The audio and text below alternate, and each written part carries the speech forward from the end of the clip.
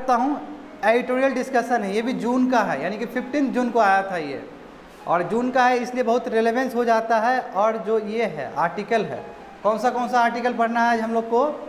Agriculture sector reforms पढ़ने हैं, उसका क्रिटिकल अप्राइजल पढ़ने हैं, दूसरा आपका ऑनलाइन एजुकेशन पढ़ना है, उसका स्ट्रेंथ एंड वीकनेस पढ़ना है, third one is work from home, घर से आप काम करते हैं तो उसका पॉजिटिव क्या है, उसका नेगेटिव क्या है। ठीक है, क्यों?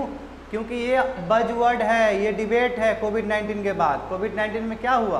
बहुत सारा नौकरी ख़त्म हो गया, वर्क फ्रॉम होम का कॉन्सेप्ट आया है, पहले भी था मगर अभी ज़्यादा आने लगा है। क्यों? क्योंकि यही बात है कि सोशल डिस्टेंसिंग का, तो सोशल डिस्टेंसिंग को मद्देनज़र रखते हुए ये चीज़ जो है वर्क फ्रॉम होम, ये एक तरह से डिबेटेबल इशू बन चुका है। तो इसमें आज हम लोग देखेंगे कि पॉजिटिव क्या है, नेगेटिव क्या है।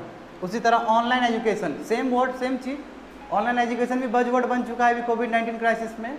और एग्रीकल्चर जो रिफॉर्म्स है ये तो आज़ादी के बाद ही बजवर्ड है और आगे और चलेगा जब तक कोई विजनरी स्टेट के अथॉरिटी नहीं आते हैं, तो फिर भी उस समय भी होगा ये चीज़। देखते हैं आज़ादी फॉर फार्मर्स, आर्टिकल का नाम ही है आज़ादी फॉर फार्मर्स। बिजनेस लाइन में लिखा गया है। बिजनेस लाइन क्या है? एक तुम्हारा न्यूज़पेपर का नाम है, 8 जून को आया था। अभी समझो कि ये टॉपिक कौन सा है, जल्दी जल्दी फटाफट अपना खोलो, फटाफट अपना सिलेबस देखो। जीएस पेपर 3 क्या है? इकोनॉमिक डेवलपमेंट है, storage, transport and marketing of agricultural produce and issues and related constraints. ठीक है, अब देखिए उसको, उनको भी दिखा दो। नहीं, वो अलग बात है ना, वहाँ से आपको क्रोनोलॉजी मिलेगा, केवल उतना ही नहीं देखेंगे वहाँ से, आप उसके ऊपर नीचे भी देख पाएंगे।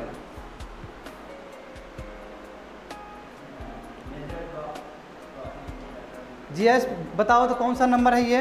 Storage, transport and marketing of agricultural produce and issues and related constraints, किसमें दिया गया है ये चीज़? 4 नंबर। देखिए ये होता है, यहाँ तो दिया गया है मगर वहाँ पे क्या होगा कि उसके वो जब आप देखेंगे तो उससे ऊपर वाला भी दिखेगा आपको, नीचे वाला भी दिखेगा, और आपको याद रहेगा कि 4 वाला टॉपिक भी था। ये होता है सिलेबस को विजिट करने का फ़ायदा। तो आगे चलते हम लोग देखते हैं। देखो यहाँ पे देखिए, हमेशा रामानंद जी एसेंशियल कमोडिटी एक्ट का बात आता है, आपको पता होना चाहिए इसके बारे में। क्या होता है एसेंशियल कमोडिटी एक्ट? ये क्या है? ये 1955 में बना था, 1955 में बना हुआ चीज़ है। क्या है जी, इसके बारे में क्या जानते हैं? कुछ जानते हैं आप लोग इसके बारे में?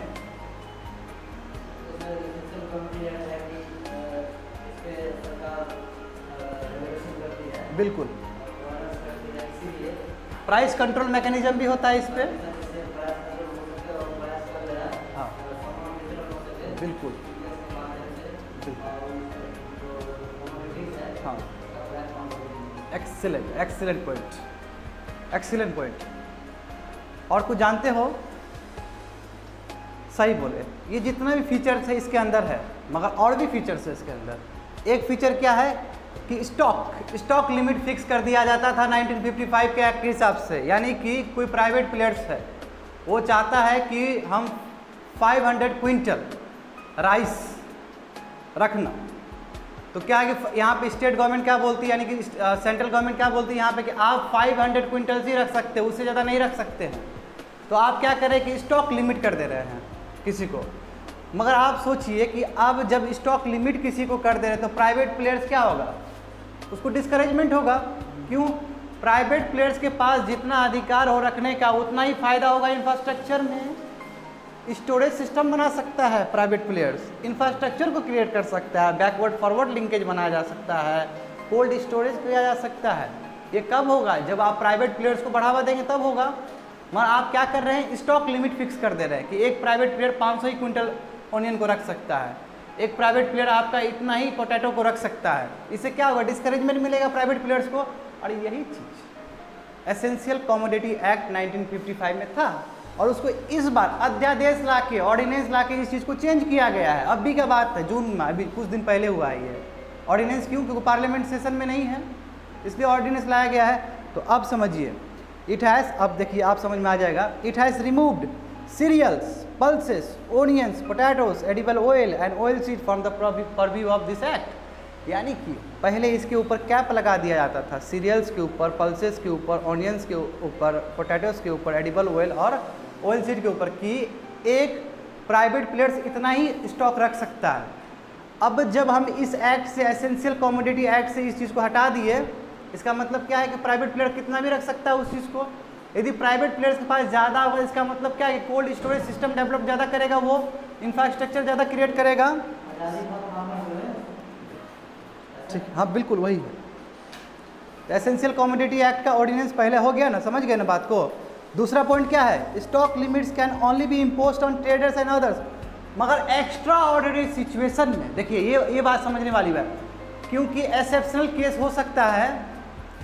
एक्सेप्शनल केस क्या है कि मान लीजिए स्टॉक लिमिट्स तभी इम्पोज किया जाएगा जब देखा जाए कि एक्स्ट्रा ऑर्डिनरी प्राइस आपका इंक्रीज हो गया हॉर्टिकल्चर में। हॉर्टिकल्चर क्या होता है रामानंद जी, आपको नहीं मिल रहा है?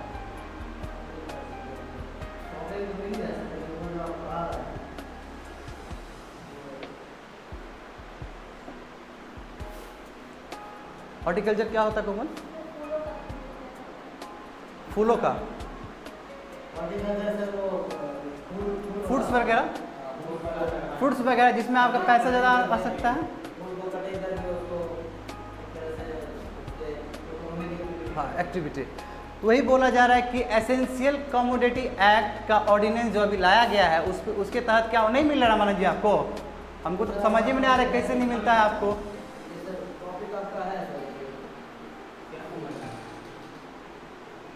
कोमल यू गो एंड बताओ उनको कहाँ पे था।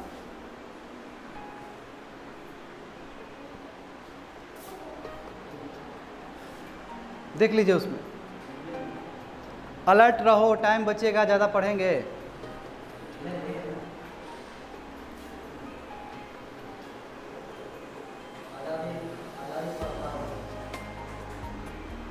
इस तरह टाइम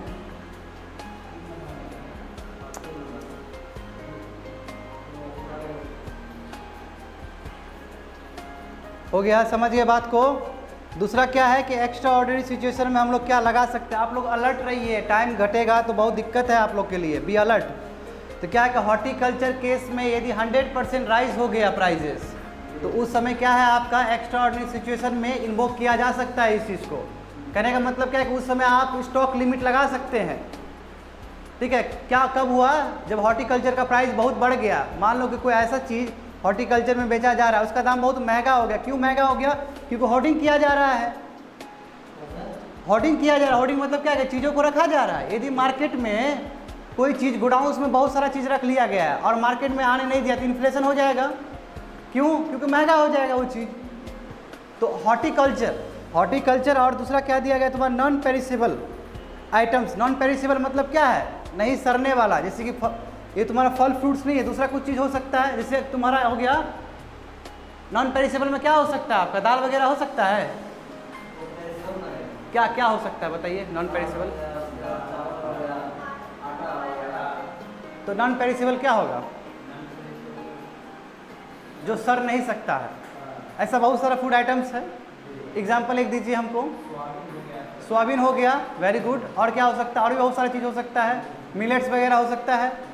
हाँ, पेरिसेबल उल्टा हो गया। तो देखिए इसमें कहने का मतलब क्या है कि आप क्या कर रहे हैं, एसेंशियल कमोडिटी ऑर्डिनेंस 2020 को लाके आप बहुत सारा चीज़ को हटा दे रहे हैं वहाँ से। यानी कि स्टॉक लिमिट अब वहाँ पे नहीं होगा, उसका नंबर 1 हो चुका है। नंबर 2 में क्या कि एक्स्ट्रा ऑर्डिनरी सिचुएशन में यदि प्राइस हॉर्टिकल्चर का 100% बढ़ जाता है और 50% आपका नॉन पेरिसेबल आइटम्स का बढ़ता है, तो उस समय हम फिर इन्वोक कर सकते हैं। यदि कोई प्राइवेट प्लेयर बहुत ज़्यादा होर्डिंग किया है तो उसको बोल सकते हैं कि बाबू अब स्टॉक लिमिट होगा तुम्हारा, अब आपका स्टॉक लिमिट होगा।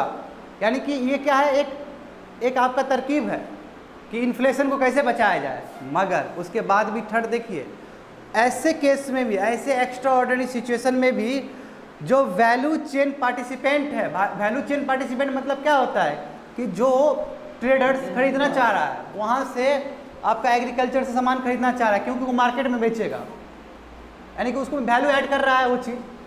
जैसे लेस का बताए थे ना क्लासिकल एग्जांपल कि लेस का जो बनता है, पोटैटो बनता है, वो क्या है, एक ट्रेडर से उठा लिए, सॉरी एग्रीकल्चर सेलर से उठा लिए, हम पीजेंट से उठा लिए और उसको बेच रहे हैं। अब दोनों का रिलेशन से तो फार्मर्स को बहुत फायदा हो रहा है। अब ऐसा सिचुएशन आया, ऐसा कैसा सिचुएशन कि हॉर्टिकल्चर का दाम आपका क्या 100% बढ़ गया है, नॉन पेरिसेबल आइटम्स का 50% बढ़ चुका है। उस समय क्या करेंगे हम लोग, एसेंशियल कमोडिटी एक्ट का जो ऑर्डिनेंस है उसके तहत क्या करेंगे कि हम लोग स्टॉक लिमिट फिर से लगा सकते हैं। मगर इस समय भी जो आपका फूड वैल्यू एडेड वाला जो फूड वाला लोग जुड़े हुए थे उससे, उस पर कोई दिक्कत नहीं है, वो करे, उसमें कोई स्टॉक नहीं है, स्टॉक लिमिट नहीं है। क्यों? क्योंकि अनसर्टेनिटी जो है, देश में कुछ भी हो जाता है, इसके वजह से सबसे ज़्यादा फंसता कौन है, प्राइमरी सेक्टर। अभी जो कोविड-19 का केस हुआ है तो फंसा है, क्यों? क्योंकि मार्केट ही नहीं मिला इसको। जब मार्केट नहीं मिला तो पूरी तरह से नुकसान हो गया हार्वेस्टिंग उसका। ना आपके पास कोल्ड स्टोरेज फैसिलिटी है, ना आपके पास स्टोरेज है, ना आपके पास बैकवर्ड और फॉरवर्ड लिंकेज है, तो आपको दिक्कत होगा। तो उस केस में भी, दिक्कत वाला केस में भी आप क्या करेंगे कि जो वैल्यू एडेड पार्टिसिपेंट लोग आते हैं उसके ऊपर अप्लाई नहीं होगा, वो जितना भी चाहे वो ले सकता है वहाँ से। नंबर 1 पॉइंट, ठीक है। और जो एक्सपोर्टर है, एक्सपोर्टर समझ रहे हैं, एक्सपोर्टर जो चीज़ को लेके बेच रहा है, बाहर बेच रहा है, वो भी एग्जेम्प्टेड है। यानी कि एक्स्ट्रा ऑर्डिनरी सिचुएशन में भी इस पे स्टॉक लिमिट फिक्स नहीं किया जाएगा। समझिए, बहुत कनोटेशन है उसके अंदर, बहुत ये मंथन करना पड़ेगा ये समझने के लिए आप लोग को। Even in such times, the installed capacity of a value chain participant and the stock of exporter will remain exempted। यानी कि पूरा आज़ादी है, कोई स्टॉक लिमिट नहीं है उसके ऊपर, ठीक है। आप समझते हैं कि ये कमोडिटी एक्ट 1955 में जो बना था, ये इसलिए रहेगा कि कोई अनसर्टेनिटी आए तो दिक्कत ना हो फार्मर्स को। क्यों? क्योंकि फार्मर्स के ऊपर कोई है लेने वाला आदमी, सरकार नहीं है, यहाँ प्राइवेट प्लेयर है, प्राइवेट प्लेयर है यहाँ पे। तो कोई दिक्कत, आप प्राइवेट प्लेयर को बोल दें कि बाबू आप वो फलना आप जो ट्रेड ले रहे थे, फार्मर से ले रहे थे, अब कम करो लिमिट, तो दिक्कत हो जाएगा उस फार्मर को। अब मगर ये चीज़ एग्जेम्प्टेड कर दी तो इसका मतलब क्या है कि एक्स्ट्रा ऑर्डिनरी सिचुएशन में भी फार्मर अपने पैसा पे डिपेंड करेगा, क्योंकि उसको मिल रहा है वो चीज़ और बेचते रहेगा। ये बहुत अच्छा कदम माना जाएगा इस चीज़ को।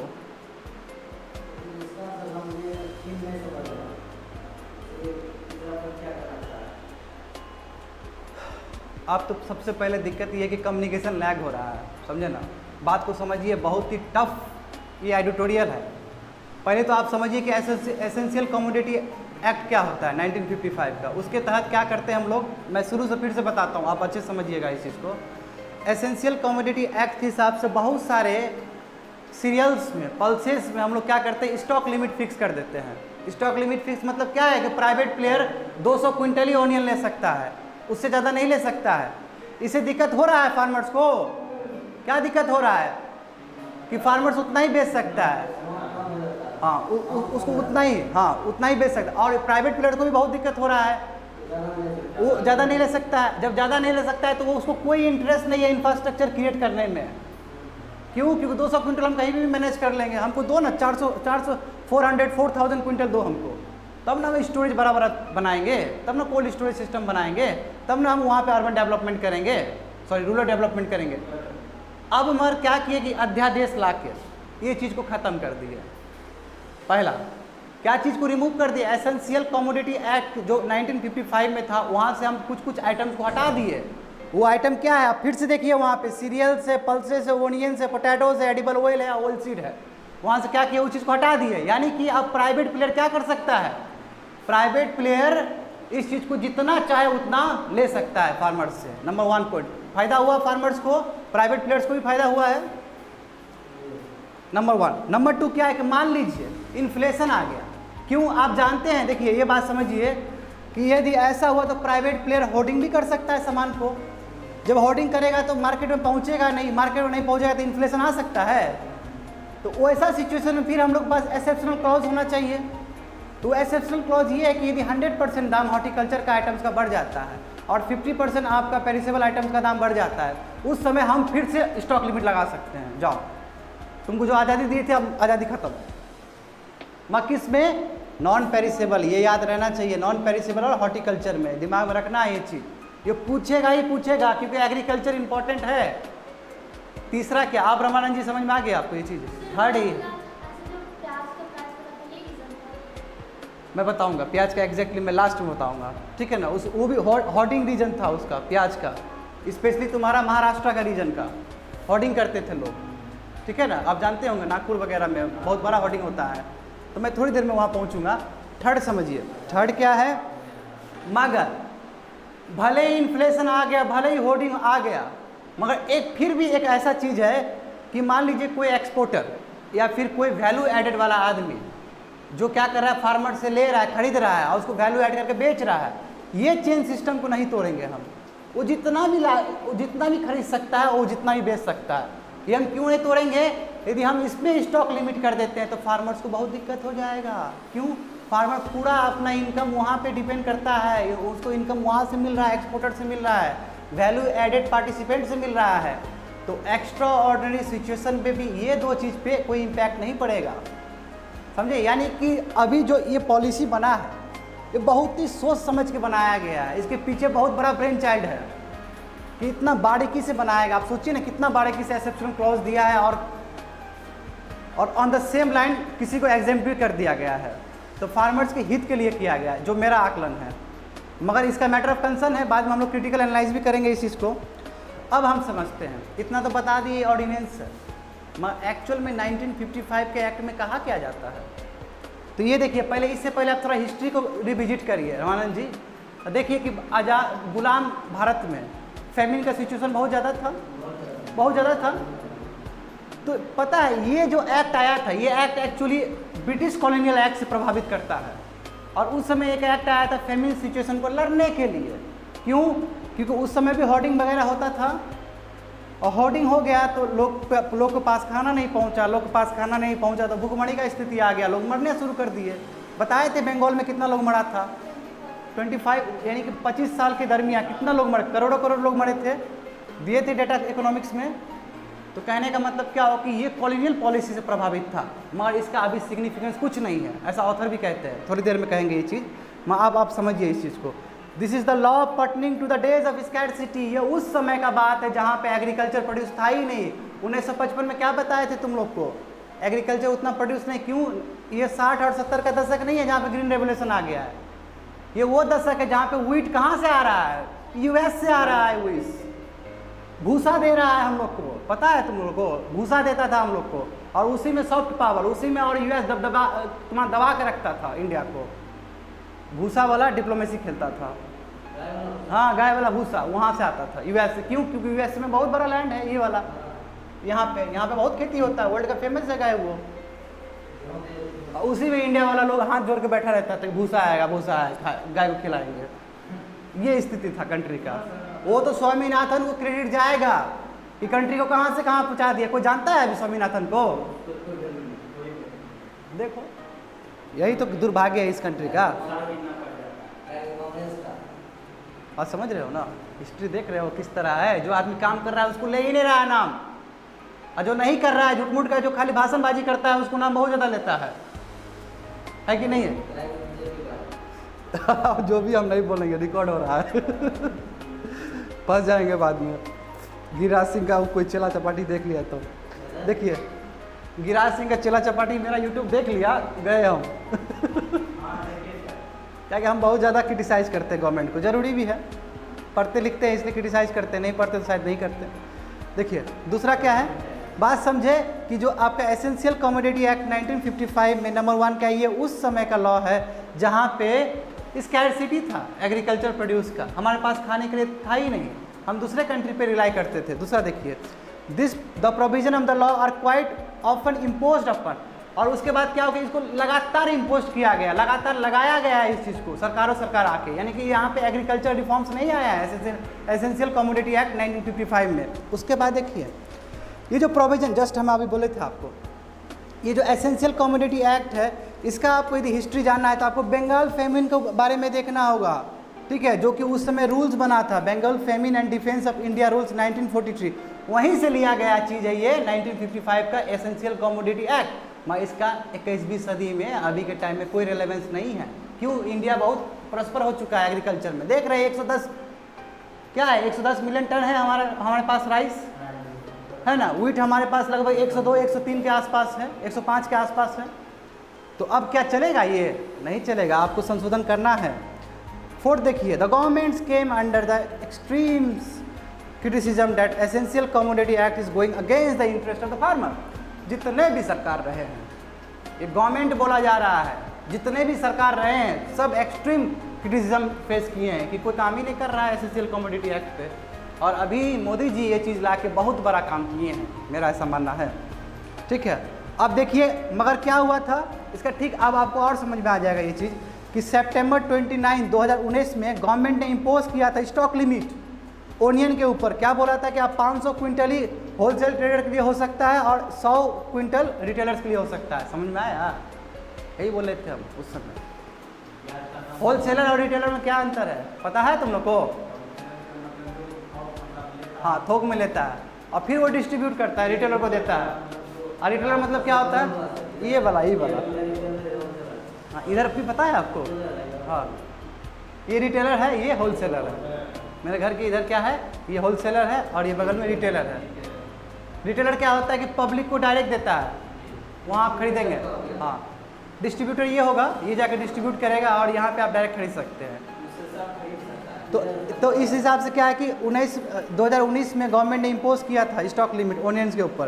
क्या 500 क्विंटल क्या कर सकता है, होलसेल ट्रेडर खरीद सकता है और आपका 100 क्विंटल रिटेलर खरीद सकता है। ये डेटा याद करने की कोई ज़रूरत नहीं, बस आपको पता होना चाहिए कि स्टॉक लिमिट। ठीक है, अब देखिए what is an essential commodity, क्या होता है। देखिए एसेंशियल कमोडिटी का डेफिनेशन नहीं दिया गया है कहीं पे, समझे ना, इसका एग्जैक्ट क्या डेफिनेशन नहीं दिया गया। बस आपका क्या लिखा गया है कि शेड्यूल में, एसेंशियल कमोडिटी के शेड्यूल में बताया गया कि कौन सा प्रोडक्ट क्या है एसेंशियल कमोडिटी है, मगर डेफिनेशन नहीं दिया गया है। परिभाषा और एग्जाम्पल में अंतर होता है। हाँ, केवल एग्जाम्पल दिया गया, परिभाषा नहीं दिया गया है कि एसेंशियल कमोडिटी का परिभाषा क्या है, बस एग्जाम्पल दे दिया गया है। मैं थोड़ी देर में बताऊंगा क्या क्या एग्जाम्पल है।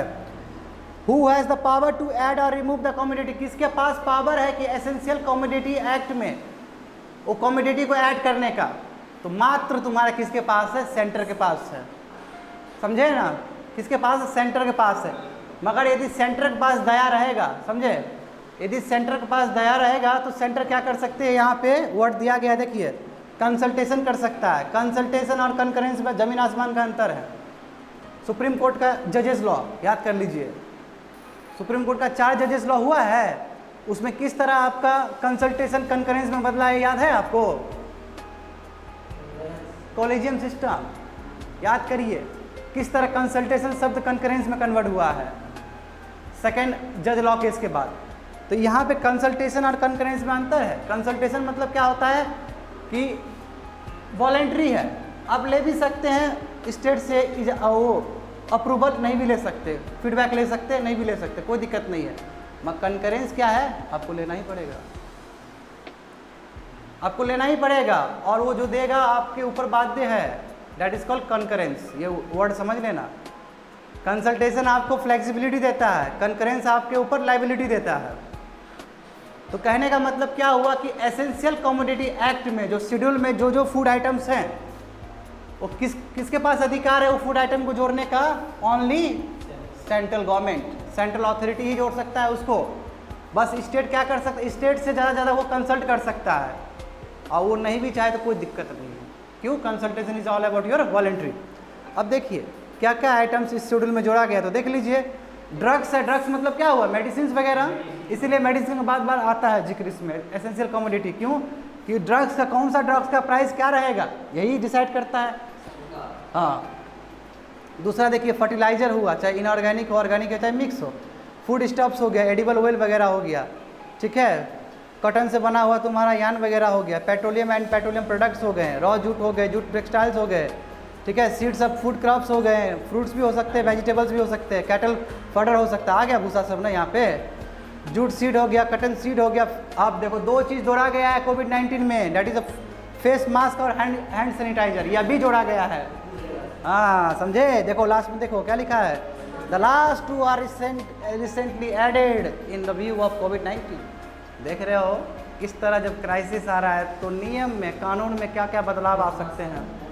हाँ, जोड़ दिया गया। ये जोड़ने का सिग्निफिकेंस क्या है बताइए जरा हमको, क्यों जोड़ा गया है इसमें? हाँ, क्योंकि इस पर मोनोपोली ना हो। मोनोपोली को एसेंशियल कमोडिटी का मतलब क्या है कि जो कमोडिटी पब्लिक के लिए इंपॉर्टेंट है, हाँ, ब्लैक मार्केटिंग होर्डिंग ना हो। बात समझ में आ रहा है? जो ब्लैक मार्केट ना हो, प्राइस एबनॉर्मली बढ़े नहीं, तो इसलिए आप क्या करते हैं, हाँ, प्राइस इन्फ्लेशन ना हो। बिल्कुल यही रीज़न है, समझे ना। डेफिनेशन नहीं दिया है, आप कनोटेशन निकाल सकते हैं, है ना। डेफिनेशन दे या नहीं दे वो अलग बात है, कनोटेशन तो निकाल ही सकते हैं आप। तो कनोटेशन निकालने से क्या पता चला कि फेस मार्क और हैंड सैनिटाइजर में कोई तरह का ब्लैक मार्केटिंग ना हो, कहीं पे होर्डिंग ना हो, इसलिए ये दो चीज़ को हम लोग क्या किए, ये शेड्यूल में ऐड कर दिए हैं।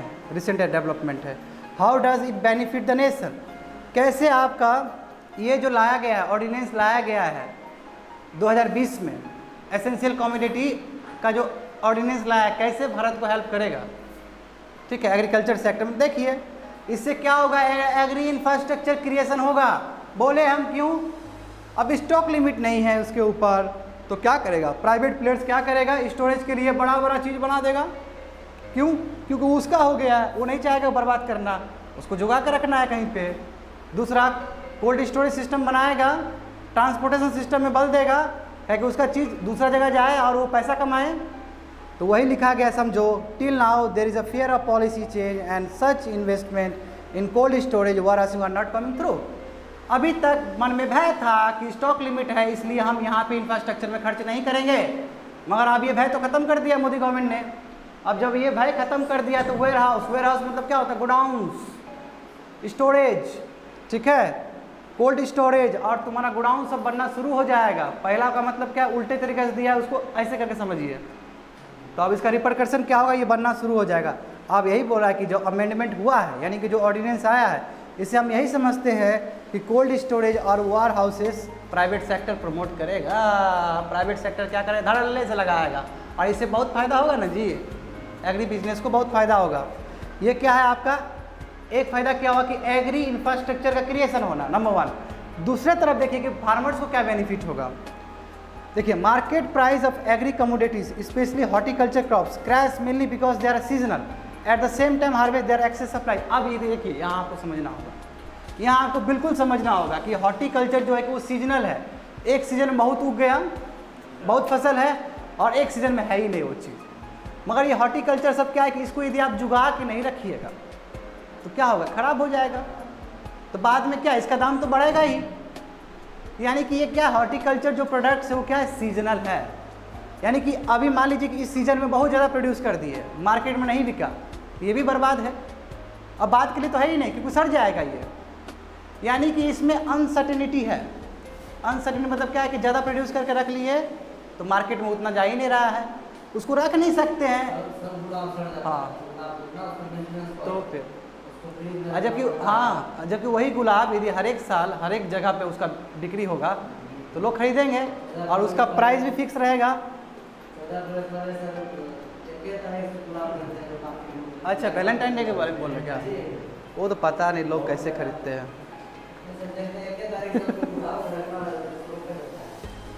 खैर हम भी खरीदे हैं। देखो market prices of agri commodities specially horticulture crops crash हो जाता है। क्यों, क्योंकि वो सीजनल है।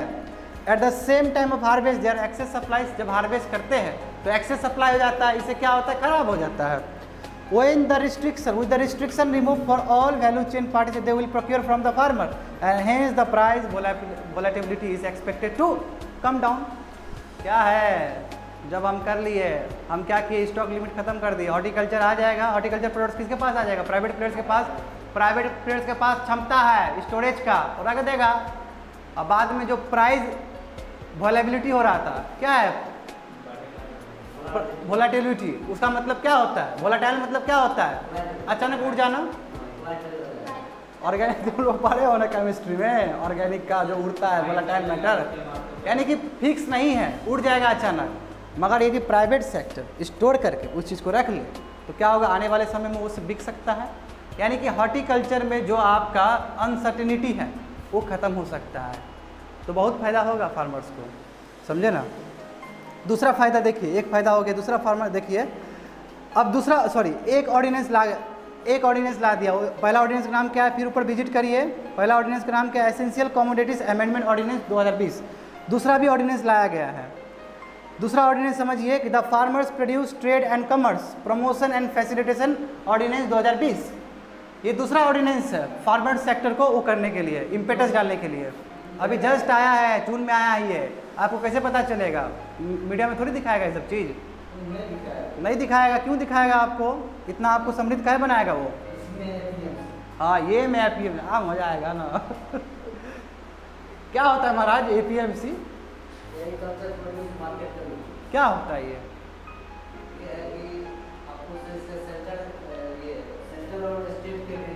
हाँ, स्टेट का पावर रहता है, बिल्कुल। स्टेट चाहता है कि अपने अनुसार मार्केट को रेगुलेट करो। हाँ, एक्सीलेंट। किस तरह करती है तो? अगर मान लीजिए जैसे किसी भी चीज़ को सेंटर तो चाहे जैसे उसका अगर आपका ये FCI है, हाँ, FCI में वो स्टॉक करना चाहता है।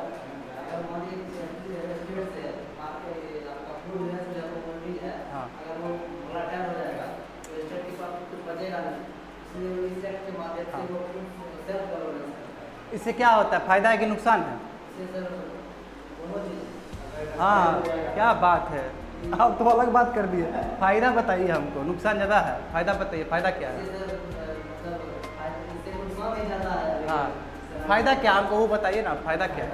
आप जो अलग बात किए हैं तो आप जस्टिफाई करिए इस चीज़ को।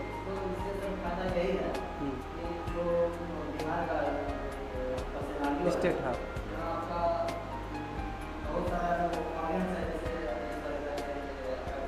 हाँ, जैसे व्हीट हो गया, उसका राइस हो गया, हाँ, और जो आपका तेल वगैरह हो गया, हाँ, जैसे उनका फूड के उतना उपजा नहीं पाता है, तो उसको जब तक अपने से इसको रेगुलेट नहीं करेगा, प्रॉपर इसका डिस्ट्रीब्यूशन नहीं करेगा, तो ये तो खुद डिपेंडेंट हो जाएगा। ठीक है, ठीक है, ठीक है, जस्टिफाइड है आपका आंसर, एक्सीलेंट। चलिए, आप बहुत अच्छा। हाँ, स्टेट के सिनेरियो में, हाँ, हाँ,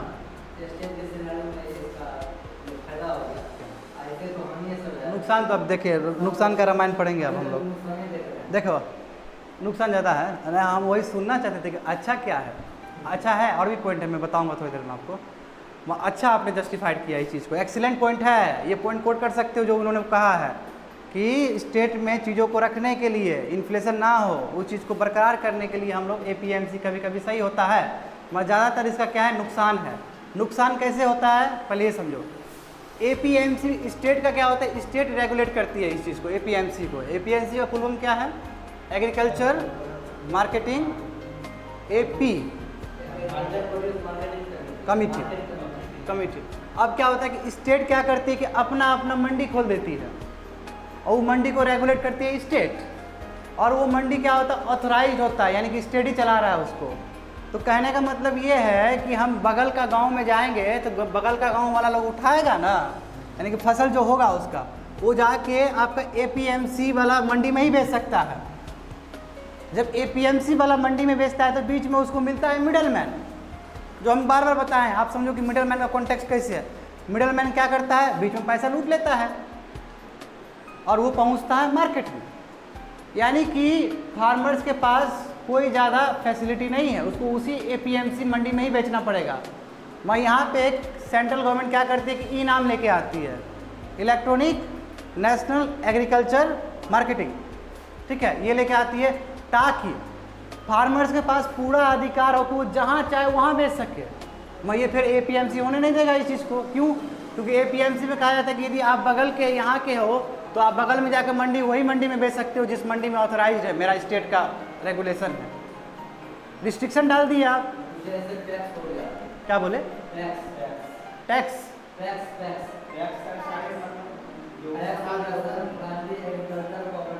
अच्छा अच्छा अच्छा अच्छा, तो टैक्स भी वो अनाज खरीदती है लो लेवल पे, हाँ हाँ हाँ, ठीक है, लो लेवल किसान से, अच्छा, किसान से खरीदती है। खरीदने के बाद वो जो अपना APMC के तहत वो खुद ग्रेड को अच्छा, गोडाउन में रखते हैं, या अपना जो उसका रेगुलेशन है, एरिया है, वो डिस्ट्रीब्यूशन के लिए, ताकि शॉर्टेज ना हो जाए। हाँ, उसके लिए नुकसान है, नुकसान है ना फार्मर्स को, क्योंकि फार्मर्स को मन चाहे दाम नहीं मिलेगा उससे।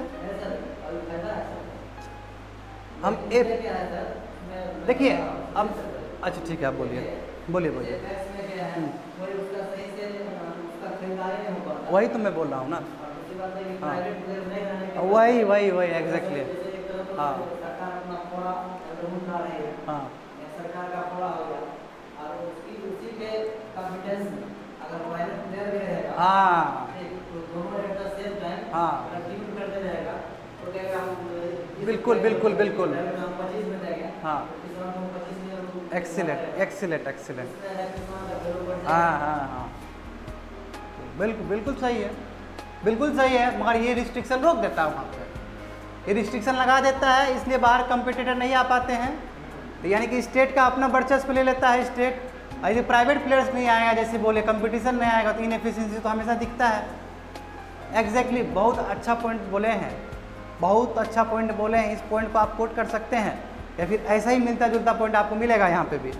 बहुत अच्छा है आपका। जैसे इनाम आ गया था, हाँ। जैसे सेंट्रल स्टेट का दोनों एक सरकार रहेगी। हाँ राजनीतिक ये जो हम लोग कर्नाटका में बात किए थे, ठीक है ना। एक सरकार रहेगी, एक पार्टी की सरकार रहेगी, तो इनाम का हाँ इम्प्लीमेंटेशन ढंग से हो सकता है। implementation हो सकता है, उसका execution हो सकता है। बिल्कुल बिल्कुल बिल्कुल। तो उससे क्या होगा सर कि हो सकता है दोनों फैसिलिटी मिलेगा, एपीएमसी में भी जाके बेच सकता है, इनाम में भी बेच सकता है। उससे इतना अच्छा बात समझ में आ रहा है, ये सब आउट ऑफ बॉक्स नहीं जा रहा है ना। हाँ इतना अच्छा से कोई सामान का मार्केटिंग हाँ जहाँ उसको अच्छा मिले वहाँ जाके वो बेच देगा। मिल जाएगा। क्या भरोसा, क्या भरोसा कि जीआई टैग छुपा हो स्टेट के अंदर, ये भी तो हो सकता है ना। कोई इनकम आएगा तभी पता चलेगा। हाँ ठीक है बहुत। अरे क्या बात है, एग्रीकल्चर पे आपका मंथन है, साथ साथ चिंतन भी है। नहीं बहुत खूब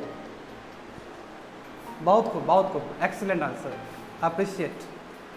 बहुत निचोड़ दिया आपने, काफ़ी हद तक मेरा काम आधा कर दिया है आपने। हूबहू यही सब चीज़ मिलेगा आपको। देखिए आप इस बात को बहुत कनेक्ट कर पाइएगा कि जो farmer produce trade and commerce promotion and facilitation ordinance जो 2020 का आया है, इसके हिसाब से क्या किया जाएगा, free flow of agriculture produce with in the country. यानी कि बिहार में प्रोड्यूस हो रहा है तो वो पंजाब में भी बिक सकता है, पंजाब में प्रोड्यूस हो रहा है तो नीचे तेलंगाना में भी बिक सकता है। फ्री फ्लो है, नंबर 1। नंबर 2 देखिए, the farmer is not bound to sell any only to APMC licence buyer. बोले ना वहाँ जरूरी नहीं कि वहीं आपको बेचना है, ठीक है, और ना ही जरूरी नहीं कि वही कमीशन एजेंट, वही कमीशन एजेंट मतलब मिडल मैन को बेचना है। He is free to sell to any one he desires. जिसको बेचना है वो उसको बेच सकता है। क्यों? क्योंकि ये ऑर्डिनेंस आया है इसलिए। तीसरा क्या है, the area outside an APMC in all state will come under the purview of the centre. APMC के ऊपर यानी कि इंटर स्टेट का बात करें हम यहाँ पे। इंटर स्टेट क्या है, ये आपका स्टेट का बात ही नहीं है। इस स्टेट का जो ट्रेड होगा एग्रीकल्चर में डायरेक्ट सेंटर संभालता है, इस चीज़ को टैक्स भी संभालता है। तो उस समय भी ये ऑर्डिनेंस के अंदर ही आ जाएगा, यानी कि स्टेट पावर हो जाएगा वहाँ पे, सॉरी सेंटर का पावर हो जाएगा। स्टेट वहाँ पे अपना पावर खो जाता है। कब? जब इंटर स्टेट कोई भी ट्रेड होता है एग्रीकल्चर प्रोड्यूस में, समझो। तो यही बोला जा रहा है कि जितने भी एरिया आउटसाइड है एपीएमसी के हर एक स्टेट्स में, वो सभी आपके सेंटर के अंदर आ जाएंगे। देखिए एनी एफपीओ, एफपीओ क्या होता है, फार्मर्स प्रोड्यूसिंग ऑर्गेनाइजेशन, यानी कि संगठन जो कि फार्मर्स के हक के लिए लड़ता है। और वो क्या करता है, एक तरह से वॉइस है। और जितना एफपीओ भारत में जितना ज़्यादा हो उतना बेटर है। क्यों? क्योंकि उतना ही वॉइस मिलेगा, रिकॉग्निशन मिलेगा फार्मर्स ऑर्गेनाइजेशन या प्रमोशन ऑर्गेनाइजेशन का, नहीं प्रोड्यूसिंग ही है। यानी कि क्या है कि फार्मर्स का एक संगठन है जो क्या करता है, रिप्रेजेंट करता है फार्मर्स को। यानी कि फार्मर्स को कोई दिक्कत है तो ये आके बोलेगा, ठीक है। तो ये बोल रहा है कि any FPO cooperative society and individuals persons can establish an electronic trading platform for inter state and intra state trade. यानी कि एफपीओ भी, कोई कोऑपरेटिव सोसाइटी भी और कोई इंडिविजुअल भी क्या कर सकता है, इंटर स्टेट। इंटर स्टेट मतलब क्या है, बिहार से झारखंड, और इंट्रा स्टेट मतलब क्या है कि बिहार के अंदर ही ये कोई भी गतिविधि कर सकता है। अब पहले नहीं था ऐसा। क्यों ऐसा मोदी जी लेके आए हैं? कारण ये है कि कोई ई नाम अपना ही नहीं रहा है ठीक से, सब एपीएमसी में लगा पड़ा हुआ है। और एपीएमसी की वजह से क्या है कि एग्रीकल्चर प्राइमरी सेक्टर अभी बहुत खत्म हो गया है, अब कंपटीशन ही नहीं दे रहे उसको, समझे ना। तो एक तरह से फैसिलिटेशन है किसके लिए, फार्मर्स के लिए। फिफ्थ वन देखिए, फिफ्थ वन क्या है कि traders and food processors will be able to buy freely from the farmers, ठीक है। And they can stock move any quantity of agri produce with in the country. जो भी traders है वो क्या कर सकते हैं, सामान बिहार के लेके गुजरात भी पहुंचा सकते हैं, गुजरात से आपका आंध्र प्रदेश भी पहुंचा सकते हैं, यानी कि जो आपका जो फ्लेक्सिबिलिटी है काफ़ी बढ़ रहा है। हाँ, इनाम से नहीं, ये ऑर्डिनेंस से, ये ऑर्डिनेंस, इस ऑर्डिनेंस में ऐसा प्रोविजन दिया गया है, समझे ना। Centre will direct as central government organisation to develop a price information and distribution framework for the benefit of farmer. इसका मतलब क्या है, ये बताना चाह रहा है कि देखो बाबू कि तेलंगाना में वीट कितना रुपया में बेचा जा रहा है, पता करो जरा, महाराष्ट्र में कितना बेचा जा रहा है, आंध्र प्रदेश में कितना बेचा जा रहा है, उस हिसाब से दूसरे स्टेट का भी तय होगा और इससे क्या होगा, बेटर मिलेगा। मान लीजिए तेलंगाना में कोई ट्रेडर है, ठीक है, मान लीजिए एक एग्जांपल दे रहे हैं, ट्रेडर है और ये 100 क्विंटल वीट खरीदना चाहता है और यहाँ पे मान लीजिए कि दाम मिल रहा है थोड़ा महंगा में और बिहार में कोई सस्ता में बेचना चाहता है, तो तेलंगाना ट्रेडर्स को पता चला कि बिहार में कोई सस्ता बेच रहा है, ये तुरंत कॉन्टैक्ट कर लेगा इससे, यहाँ ट्रेडर उसको मंगवा लेगा। यानी कि जो इधर गैंजेटिक प्लेन में बहुत सारे फार्मर्स हैं जो बैठे हैं, उसको बहुत फ़ायदा हो जाएगा। यानी कि पूरी तरह से आप फ्री हैंड दे दिए उसको।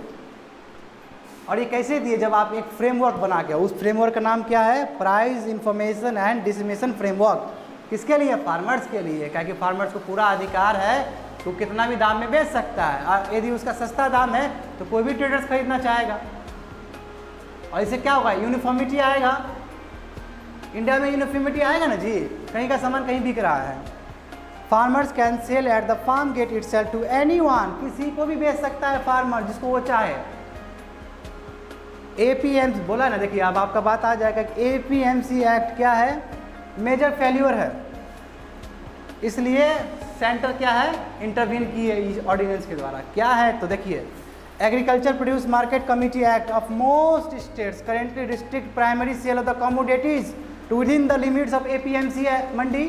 यही बोले हैं ना कि हर एक स्टेट गवर्नमेंट क्या करता है, अपना एपीएमसी एक्ट को, एपीएमसी मैकेनिज्म को गलत तरीके से यूज़ करता है और क्या करता है, अपना मंडी तक ही फार्मर्स को पहुंचा पाता है। इससे क्या है कि फेडअप हो गया फार्मर्स, पैसा मिल ही नहीं रहा उसको, कमीशन एजेंट बीच में खा जा रहे हैं। अब कम से कम ये चीज़ खत्म हो जाएगा। ब्लैक वही बिल्कुल, तो ये इसलिए कि फेडअप हो गए। ई नाम कब इंट्रोड्यूस किया गया, कोई इम्पैक्ट ही नहीं हुआ, मोदी जी फेडअप हो गए इसलिए ये लाए हैं। The first sale in crops produce in the area notified under APMC can be conducted only under the supervision of mandi. आप देखो ये समझना होगा तुमको, ये क्या है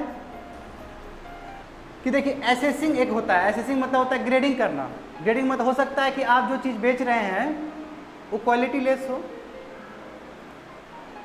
अब क्या है, ई नाम में भी आप देखिएगा कि वहाँ पे ग्रेडिंग स्केल डाला जाता है। ग्रेडिंग स्केल मतलब जो चीज़ आप ले जाना चाह रहे हैं मंडी पे, मंडी में आपका चेक होगा, क्वालिटी चेक होगा। यदि आपका क्वालिटी ख़राब है तो आपको पैसा क्यों मिलना चाहिए, यदि आपको क्वालिटी अच्छा है तो अच्छा मिलेगा। तो जो आप बोले हैं जीआई टैग, इसमें आप जोड़ सकते हैं यहाँ पे कि जो एसेसिंग मैकेनिज्म है, एसेसिंग मैकेनिज्म बोलते हैं, यानी कि ग्रेडिंग मैकेनिज्म, क्वालिटी देखने के लिए क्या बोलते हैं, ग्रेडिंग मैकेनिज्म। यदि ग्रेडिंग मैकेनिज्म जो मंडी में लगाया जाता है और स्टेट को फैसिलिटेट किया जाए, यानी कि फार्मर्स को फैसिलिटेट किया जाए और फार्मर्स अपने सामान को ले जाके वहाँ पे अपना क्वालिटी चेक करता है और बेटर चेक आता है क्वालिटी, तो उसको जीआई टैग मिल सकता है वहाँ पे। हाँ वही तो बोल रहा हूँ ना, आपका बात इस तरह लिंक हो सकता है यहाँ पे। तो मैं बोल रहा हूँ कि the first sale in crops produce in area notified under APMC can be conducted only under the supervision of mandi board official through the licence commission agents. इसमें क्या बोला जा रहा है कि इसमें आपका क्या है कि लाइसेंस कमीशन एजेंट्स के अंडर ही आपका एपीएमसी में होता है, जो कि बहुत बड़ा लूपहोल्स है। अब देखिए two main problems of APMC mandis.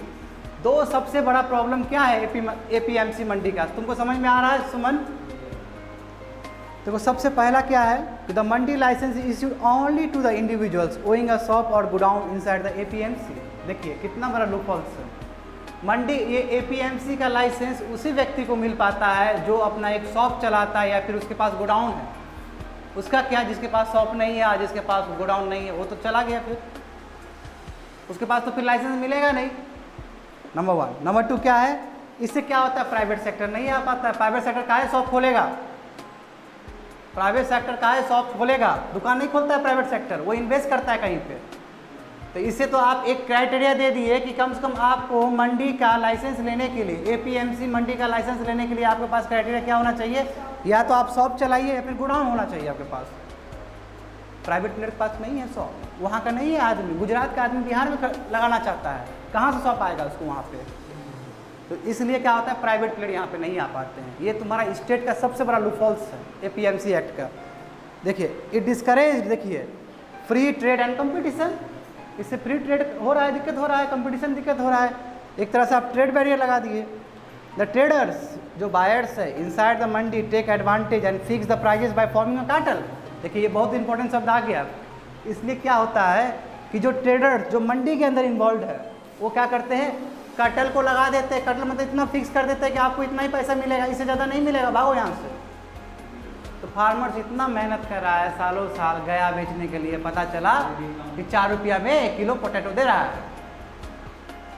क्यों? क्योंकि कार्टेल फिक्स किया है। कार्टेल मतलब क्या होता है, इतना इतना ही मिलेगा आपको, इससे ज़्यादा नहीं मिल सकता है, आप फिक्स कर दिए उसका दाम। ये कौन कर रहा है? जो ट्रेडर, जो मंडी से रिकॉग्नाइज्ड है, जिसके पास लाइसेंस मिल चुका है, जो कमीशन एजेंट्स के अंडर आते हैं।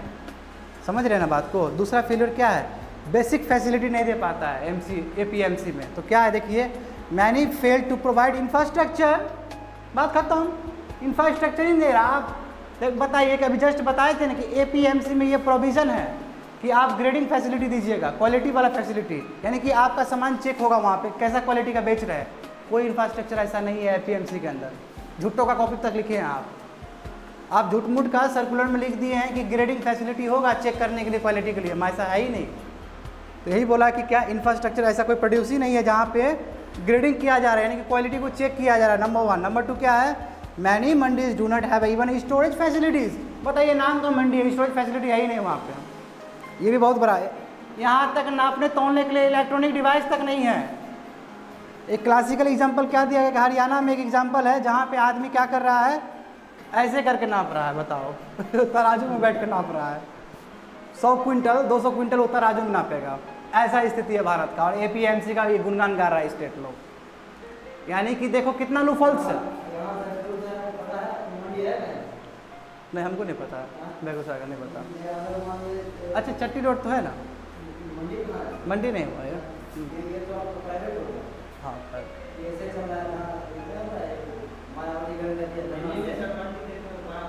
अरे आज़ादपुर मंडी एशिया का सबसे बड़ा मंडी है। हाँ, बहुत बहुत बहुत बहुत बड़ा। कहाँ? नहीं, हमको बिहार का कुछ आइडिया नहीं है। कहाँ? आज़ादपुर में है? नहीं, हमको नहीं पता है, बोलिए ना क्या।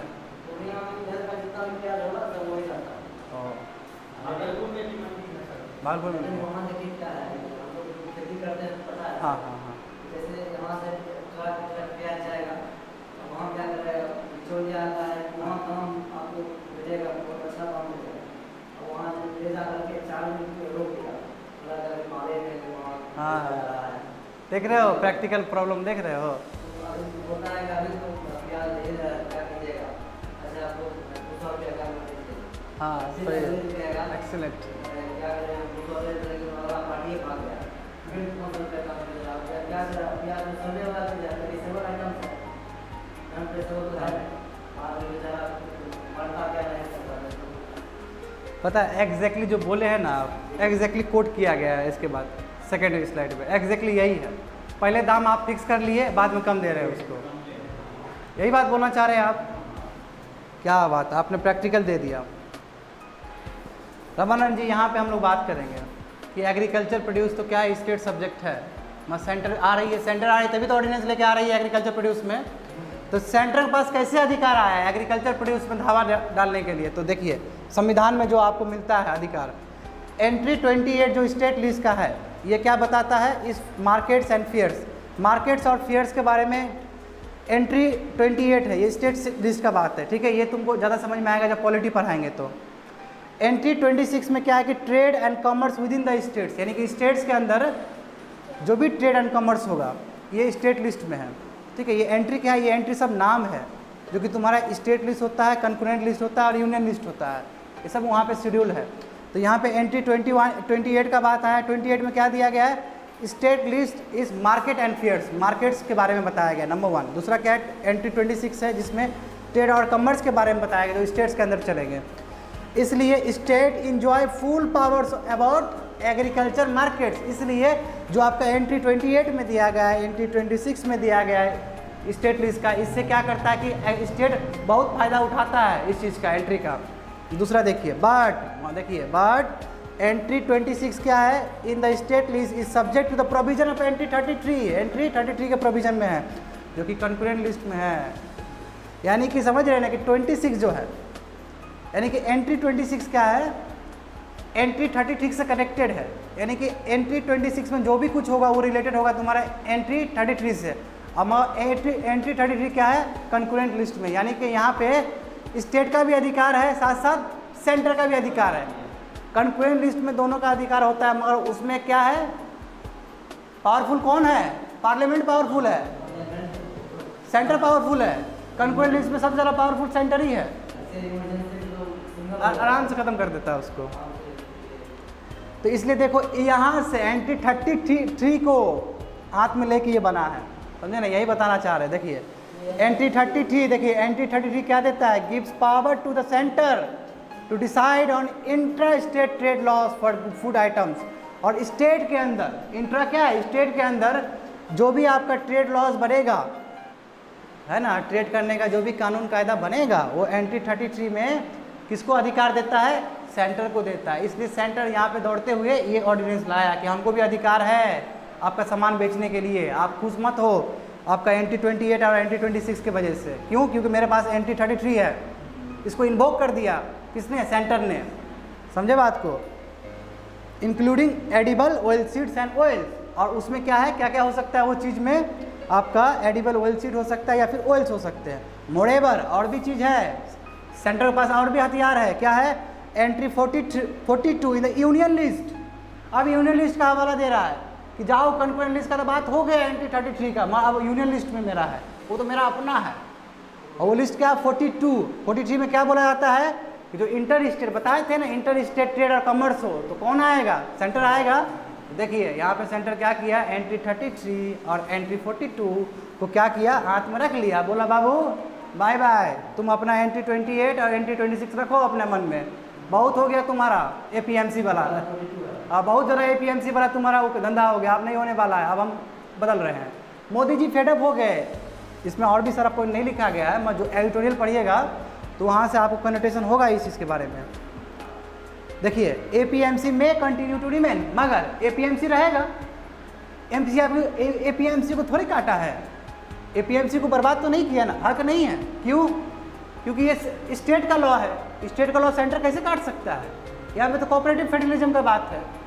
तो फेडरलिज्म का मतलब क्या कि स्टेट का लॉ भी चलेगा ही, तो यानी कहने का मतलब क्या, APMC तो चलेगा स्टेट में। अब क्या होगा देखो, अब क्या होगा, अब सिनेरियो कैसे चेंज होगा देखो कि APMC may continue to remain the new trade zone being created by the center will offer a choice to the farmers and can end the monopoly of APMC। यानी कि जब सेंटर इतना बड़ा अधिकार दे रहा है तो अब फार्मर्स के पास दोनों चॉइस है, पहले वाला भी काम कर सकता है, APMC मंडी में जाकर बेच सकता है, नहीं तो जो सेंटर उसको प्रोविजन दे रहा है प्राइवेट प्लेयर का, वहाँ पे भी बेच सकता है, जहाँ उसको अच्छा लगे वहाँ बेचो। यानी कि कंपटीशन ला देगा तो फार्मर्स को फायदा होगा। और देखिए इतना ही नहीं, स्टेट भी दिमाग खराब होकर स्टेट भी चेंज करेगा इस चीज़ को। अब क्यों, स्टेट तो चाहेगा कि उसका वर्चस्व हो एग्रीकल्चर प्रोडक्ट्स में, तो वो APMC में सुधार लाने का प्रयास करेगा। अब ये बहुत अच्छा गेम प्लानिंग है। दूसरा देखिए ई नाम बताए थे ना, was setup with much fanfare but probably centre is not happy with the functioning of E NAM. बोल रहे हैं ना ये बात हम बार बार, खुश नहीं है, बहुत इंथुजियाज्म से, बहुत एनर्जी के साथ इसको क्रिएट किया गया था ई नाम को, मगर फर्टाइल रिजल्ट नहीं दिया इसने, इसलिए बहुत गुस्से में है सेंटर, ऐसा कनोटेशन दिया जा रहा है। And under this circumstances centre is planning a new larger platform to connect farmers and and consumers. और अब क्या करना चाह रहा है कि सेंटर फार्मर्स को पूरा अधिकार दे रहा है कि जहाँ बेचना है बेचिए, अब स्टेट नहीं है आपके बीच में। क्या बोले, एंड कंज्यूमर, जो खाएगा, जिसको भी कंज्यूमर मतलब कंज्यूमर्स हुआ, जो किनारे पे जो आपका कंज्यूमर है, जिसको आप बेचना चाहते हैं, दैट इज कॉल्ड, लिखा जाता है, लिखने का तरीका है। देखिए ये आप समझे ना, तो ये दूसरा ऑर्डिनेंस है। अब फिर तीसरा ऑर्डिनेंस आएगा, देख रहे हैं ना, ऑर्डिनेंस चल रहा है प्रजातंत्र में, जो कि गलत बात है। ऑर्डिनेंस जाना, अच्छा तुमको नहीं समझ में आएगा अभी, रमानंद जी तुम आप बोलिए कि ऑर्डिनेंस आना सही बात है? ऑर्डिनेंस आना एक हेल्दी डेमोक्रेसी का पार्ट नहीं है। ये लेकिन अभी इधर सही बात इसलिए है, हम ऐसे दूसरी बोल रही है जब संसद का सत्र आए हैं उसमें आपका मौसम चल रहा है, सही है आपका, रेटिफाइड हो जाएगा वहाँ से। डिवाइड हो जाएगा लेकिन वहाँ बहुत ज़्यादा क्या है, बहुमत है? बहुमत है?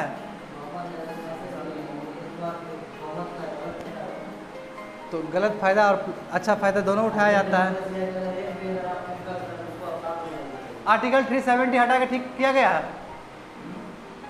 बताइए, एक दो चीज़ के लिए मोदी गवर्नमेंट को मानना पड़ेगा आपको, कुछ चीज़ के लिए मोदी गवर्नमेंट को मानना पड़ेगा। बताओ 70 साल से मुद्दा अटका हुआ था, आर्टिकल 370 और आर्टिकल 35A एक दिन में ख़त्म कर दिया गया। हम तो बहुत सारे देते हैं इस चीज़ को। नहीं, जो अच्छा काम करे तो बोलना भी पड़ेगा ना। हम तो बहुत खुश हुए, हम तो चौंक गए, ये कैसे कर दिया एक ही दिन में, गजब कर दिया, एक झटके में कर दिया गया। कोई अपोजिशन को पढ़ने का टाइम ही नहीं दिया है, सोचने का टाइम ही नहीं दिया, एक ही बार में पास करके एक ही दिन में बना दिया है, कॉन्स्टिट्यूशनल लॉ बन गया वो। देखिए थर्ड देखिए, farmers empowerment and protection agreement on price assurance and farm service ordinance, ये थर्ड ऑर्डिनेंस है। दो ऑर्डिनेंस हो गया है, एक कम्युनिटी वाला हो गया और एक आपका APMC वाला हो गया, ये थर्ड वाला। देखो जरूरी नहीं कि आप इसको याद करो, इसका आप पॉइंट को याद करोगे तो आप लिख सकते हो वहाँ पे कि ऐसा ऐसा स्कीम बनाया गया है, ऑर्डिनेंस बनाया गया है, इसमें ये बोला गया है, आपको रटने की जरूरत नहीं है पूरा, ठीक है। तो देखो इट अश्योर्स, ये जो तुम्हारा क्या है, the farmers empowerment and protection agreement on price assurance and farm service ordinance 2020, इसके हिसाब से क्या होता है, इट अश्योर्स फार्मर्स एंड बोले थे FPO, farmers producing organisation, a level playing field allowing them to enter into contract with purchaser. देखिए यहाँ पे बड़ा बात कर दिया, यहाँ पे बहुत बड़ा बात किया है, कॉन्ट्रैक्ट सिस्टम का बात किया गया है। समझते हैं कॉन्ट्रैक्ट सिस्टम क्या होता है? हार्वेस्टिंग होने से पहले, समझ रहे हो कि आप सीड दे दिए, अभी हार्वेस्ट नहीं हुआ है, हार्वेस्टिंग होने से पहले प्राइवेट प्लेयर और फार्मर्स के बीच में बातचीत हो गया, प्री डिटरमाइंड प्राइस, ठीक है आप हमको 100 क्विंटल दीजिएगा, हम इतना आपको रुपए देंगे, दैट इज कॉल्ड कॉन्ट्रैक्ट। ये अच्छी बात है ना, अनसर्टेनिटी खत्म हो जाएगा आपका। तो ये क्या, ये अश्योर करता है फार्मर्स और फार्मर प्रोड्यूसिंग ऑर्गेनाइजेशन को कि वो कॉन्ट्रैक्ट में जा सकता है, परचेसर का कोई खरीदना चाहता है तो। दूसरा पॉइंट देखिए, farmers and buyers can directly enter into the contracts, direct आ सकता है कॉन्ट्रैक्ट्स में। Here the farmer is assured of certain price at the time of sowing and the later procure the harvested produce at the pre-decided rate subject to the its meeting agreed quality norms। क्या बोल रहा है, पहले कुछ पैसा दे दिया जाएगा, जब बाद में पूरी तरह से बेचा जाएगा तो फिर पैसा दे दिया जाएगा उसको, जिससे आपसे समझौता हुआ था, जिससे आपसे उसका क्वालिटी का बात हुआ था। यदि फार्मर्स प्रोड्यूस कर दिया और बहुत गंदा क्वालिटी का दे रहा है तो कहाँ उसको पैसा मिलेगा? कहने का मतलब ग्रेडिंग मैकेनिज्म होगा यहाँ पे चेक करने के लिए। ग्रेडिंग मैकेनिज्म होगा, मान लीजिए तो फार्मर्स बोलेगा कि मेरा फर्स्ट क्वालिटी का है, मेरा क्वालिटी नंबर 1 है, और जो खरीद रहा है वो बोलेगा कि तुम्हारा थर्ड क्वालिटी है, तो बात तो नहीं बैठेगा इस बीच में। इसलिए बीच में एक आ जाएंगे ऑर्गेनाइजेशन, थर्ड ऑर्गेनाइजेशन, उसका नाम क्या है नीचे देखिए, थर्ड। देखो 5th नंबर देखो, ये थर्ड पार्टी क्वालिटी असायर हो गए। असायर मतलब ही होता है ग्रेडिंग करना, ठीक है, समझ गए ना बात को। कहने का मतलब क्या हुआ कि आपके क्वालिटी को देखने के लिए एक थर्ड पार्टी बनेगा, that is called your third party quality assayers. अब देखो कि बोथ द पार्टीज, थर्ड देखो, both the parties are insulated from excessive market risk, it will also indicate the minimum guarantee price for the produce. क्या बोल रहा है कि market में जो अनसर्टेनिटी होगा इससे दोनों ही बच सकते हैं। कैसे? मान लीजिए कि जो ट्रेडर्स है, रामानंद जी आप नोट्स जा रहे हैं ना ठीक से नोट्स, मान लीजिए इसमें कैसे बच सकते, दोनों ही बच सकता है, फार्मर्स भी बच सकता है और आपका ट्रेडर्स भी बच सकता है। ट्रेडर बोला है कि हमको इतना में चाहिए, हो सकता है कि ट्रेडर यदि बाद में खरीदता हो सकता है वो बहुत महंगा भी हो सकता है, ये भी चीज़ हो सकता है, या फिर बहुत सस्ता भी हो सकता है। इसका दूसरा रूप क्या है कि बहुत सस्ता भी हो सकता है। ये चीज़ फार्मर्स के ऊपर भी है, हो सकता है उसका आइटम्स बाद में बहुत ज़्यादा में भी बिक सकता है या बहुत कम में भी बिक सकता है, मगर आप जो प्री डिटरमाइन कर दिए तो क्या हुआ कि दोनों के लिए विन विन सिचुएशन है। फ्यूचर क्या होगा, फ्यूचर में क्या अनसर्टेनिटी होगा, बढ़ेगा दाम या घटेगा, डजंट मैटर, पहले ही आप फिक्स कर दिए हैं तो इससे क्या है कि आपको कंज्यूमर्स ट्रेडर्स और फार्मर्स दोनों को ही फ़ायदा है, यही बोला जा रहा है वो पॉइंट में। सेटलमेंट ऑफ डिस्प्यूट, जो सेटलमेंट किया जाएगा डिस्प्यूट का, कोई प्रॉब्लम आ जाए ट्रेडर्स और फार्मर्स के बीच में, तो क्या एक बोर्ड के थ्रू होगा डिसाइड, जिसमें रिप्रेजेंटेटिव दोनों के रहेंगे, फार्मर्स के भी रहेंगे और ट्रेडर्स के भी रहेंगे, यानी कि उस बोर्ड में दोनों के लोग हैं। और कोई दिक्कत हो रहा है तो बैठ के सुलझा रहे हैं, बहुत अच्छी बात है। और फिफ्थ बता चुके हैं, क्वालिटी और ग्रेड देखने के लिए क्या है, वहाँ पे थर्ड पार्टी एसआईआर कमेटी बना हुआ है। देखिए डिस्प्यूट सेटलमेंट मैकेनिज्म क्या है, यदि कोई भी डिस्प्यूट हो, ठीक है, वो पहले आपका कॉन्सुलेशन बोर्ड में जाएगा, ठीक है, और यदि सेटल नहीं हुआ 30 दिन तक तो वो जाएगा सब डिविजनल मैजिस्ट्रेट को जाएगा, यानी कि एसडीओ के पास जाएगा, और यदि वहाँ पे भी नहीं हुआ तो आप लोग के पास पहुँचेगा, डिस्ट्रिक्ट कलेक्टर के पास पहुँचेगा वो चीज़, ठीक है। समझ जाओ कि तुम्हारे पास आने में 3 फेज पहले लगाया जा रहा है, कितना बड़ा पद पे रहोगे तुम लोग। That's the quality of district collector. देखिए इसमें लिखा गया है role of the states will be minimal. आप बताइए यहाँ पे स्टेट का जो रोल है वो काट दिया गया है। स्टेट का पता है क्या काम है इसमें, क्या है कि state will given the power to notify registration authority, कौन कौन कॉन्ट्रैक्ट बेच रहा है, कौन कौन खरीद रहा है, बस रजिस्ट्रेशन डाल दीजिए वहाँ पे, इतना ही काम है, डेटा कलेक्ट करना स्टेट का, और कुछ काम नहीं दिया है इसमें स्टेट को। समझ में आ रहा है चीज़, केवल क्या है रजिस्ट्रेशन अथॉरिटी है, यानी कि रजिस्टर करने का। क्यों, आपके पास रिकॉर्ड होना चाहिए ना कि कौन फार्मर्स कितना बेच रहा है, कितना खरीद रहा है, हालांकि ब्लैक मार्केटिंग तो होगा ही। नंबर 1 देखिए, produce sold through the farming agreement under this will exempt from the provision of state acts, यानी कि स्टेट एक्ट्स के अंदर बात ही नहीं कॉन्ट्रैक्ट का, एक ही चीज़ बात है, जैसे रेगुलेटरी अथॉरिटी, यानी कि स्टेट यहाँ पे केवल रेगुलेटरी अथॉरिटी का काम कर रही है, यानी कि डेटा वगैरह मेंटेन कर रही है कि कौन सा फार्मर से हुआ है, बाकी कोई चीज़ इंटरप्ट नहीं कर रही है स्टेट, यानी कि स्टेट का पावर को पूरी तरह से नल कर दिया गया है इस ऑर्डिनेंस के द्वारा। देखिए कितना लंबा है। 3 major reforms in agriculture sector, तो जो 3 जो रिफॉर्म्स लाए हैं ये बहुत बड़ा रिफॉर्म्स है, खुद ऑथर कह रहे हैं इस बात को। ऑथर कह रहे हैं कि ये जो 3 ऑर्डिनेंस है, 3 ऑर्डिनेंस पढ़े ना हम लोग, वाकई में बहुत बड़ा है, एसेंशियल कमोडिटी कर दिए वहाँ पे, वो भी बहुत बड़ी बात है। सेकंड में हम लोग क्या किए, एपीएमसी का बात किए थे, एपीएमसी का मोनोपोली कैसे ख़त्म करेंगे, और थर्ड में हम लोग कॉन्ट्रैक्ट का बात किए हैं, है ना। तो ये 3 चीज़ एक क्या प्रोग्रेसिव थॉट है स्टेट गवर्नमेंट का। तो बोला जा रहा है कि मगर बहुतों को ये प्रॉब्लम है, कहीं सेंटर एमएसपी तो नहीं बचाना चाह रही है, प्राइवेट पीरियड आएगी, प्राइवेट पीरियड ले जाएगी तो एमएसपी नहीं देना पड़े सेंटर को, क्या ऐसा बात तो नहीं है। मगर यहाँ पे नहीं दिया गया है, मगर सेंटर क्या करता है इस बात को क्लेरिफाई करता है कि ऐसा नहीं है, हम खरीदेंगे एमएसपी पे। जान रहे हो एमएसपी क्या होता है, मिनिमम सपोर्ट प्राइस। दूसरा देखिए, they are concern that through the contract farming, ये बोल रहा है कि देखिए ये बहुत बड़ा कंसर्न है, ये तो गजब कंसर्न है। हो सकता है कॉन्ट्रैक्ट फार्मिंग के द्वारा हो सकता है कि बड़े बड़े कॉरपोरेट्स आ जाए, जियो टाइप का बात आ जाए, अंबानी लोग पहुँच जाए तो पूरा होर्डिंग हो जाएगा, ब्लैक मार्केटिंग हो जाएगा, फिर से बहुत बड़ा इन्फ्लेशन आ सकता है कंट्री में, हो सकता है ना। अब तुम्हारा आंसर है ये महाराष्ट्र का, नागपुर का, यही हुआ है ऑनियन का। क्यों, होर्डिंग हो गया है, होर्डिंग हो गया तो क्या हुआ कि दूसरे स्टेट में नहीं जा पा रहा है, तो आ गया सामान वहाँ पे, और यहाँ पे ब्लैक मार्केटिंग शुरू हो जाएगा, वहाँ के लोग कमाएंगे। तो यही बोला जा रहा है कि यदि कॉरपोरेट्स के हाथ में ये पावर चला गया कि फूड ग्रेन को रखने का, कॉन्ट्रैक्ट फार्मिंग का, तो हो सकता है कि आने वाले समय में फूड स्कैरसिटी वाला सिचुएशन भारत में आ सकता है, जहाँ पे अनाज कम हो, और उस समय अनाज कम हो तो इन्फ्लेशन आ जाएगा, हंगर आ जाएगा, पॉवर्टी आ जाएगा, फेमिन भी आ सकता है। The need of the hour is to protect the farmers right through a regulatory body. अब समय आ चुका है कि फार्मर्स का हित का सुरक्षा किया जाए, फार्मर्स को देखा जाए, और उसके लिए हम लोग को रेगुलेटरी अथॉरिटी बनाने की जरूरत है। रेगुलेटरी अथॉरिटी मतलब क्या होता है, जो इस चीज़ को बार बार देखे, समझे ना, इस चीज़ को बार बार, इसके कंसर्न्स को बार बार देखे, क्या प्रॉब्लम है फार्मर्स को, रेगुलेट करें। 4th वन, इंडिविजुअल फार्मर में फेस डिफिकल्टी विद कॉर्पोरेट। देखिए ये बहुत अच्छा बात है, हो सकता है एक कॉर्पोरेट, सोचो अब तुम लोग खुद सोचो कि जियो है, रिलायंस का मालिक है मुकेश, कौन है, मुकेश अंबानी है, और यहाँ पे बिहार में बेगूसराय में, ठीक है, आ गया एक फार्मर से बातचीत कर रहा है, तो उसका वॉइस कोई बड़ा होगा, वॉइस नहीं होगा फार्मर्स का, छोटा आदमी, एक आदमी है। मगर यदि वो इंडिविजुअल को रिप्रेजेंट करे, एफपीओ तो ऑर्गेनाइजेशन रिप्रेजेंट करे, तो फार्मर्स प्रोड्यूसर, तो बहुत बड़ा वॉइस हो गया, वो तो अंबानी के बराबर हो गया, वो तो नहीं हुआ तो वो तो एजिटेशन कर देगा फिर। तो कहने का मतलब ये है कि जो कॉर्पोरेट्स के साथ जो नेक्सस बनने वाला है फार्मर्स का मत बनाइए, इंडिविजुअल का मत बनाइए, यहाँ पे एपीओ का बनाइए आप। बहुत इनोवेटिव आपका एडिटोरियल है, उसमें दिया गया है, जो भी ऑथर लिखे हैं इस चीज़ को।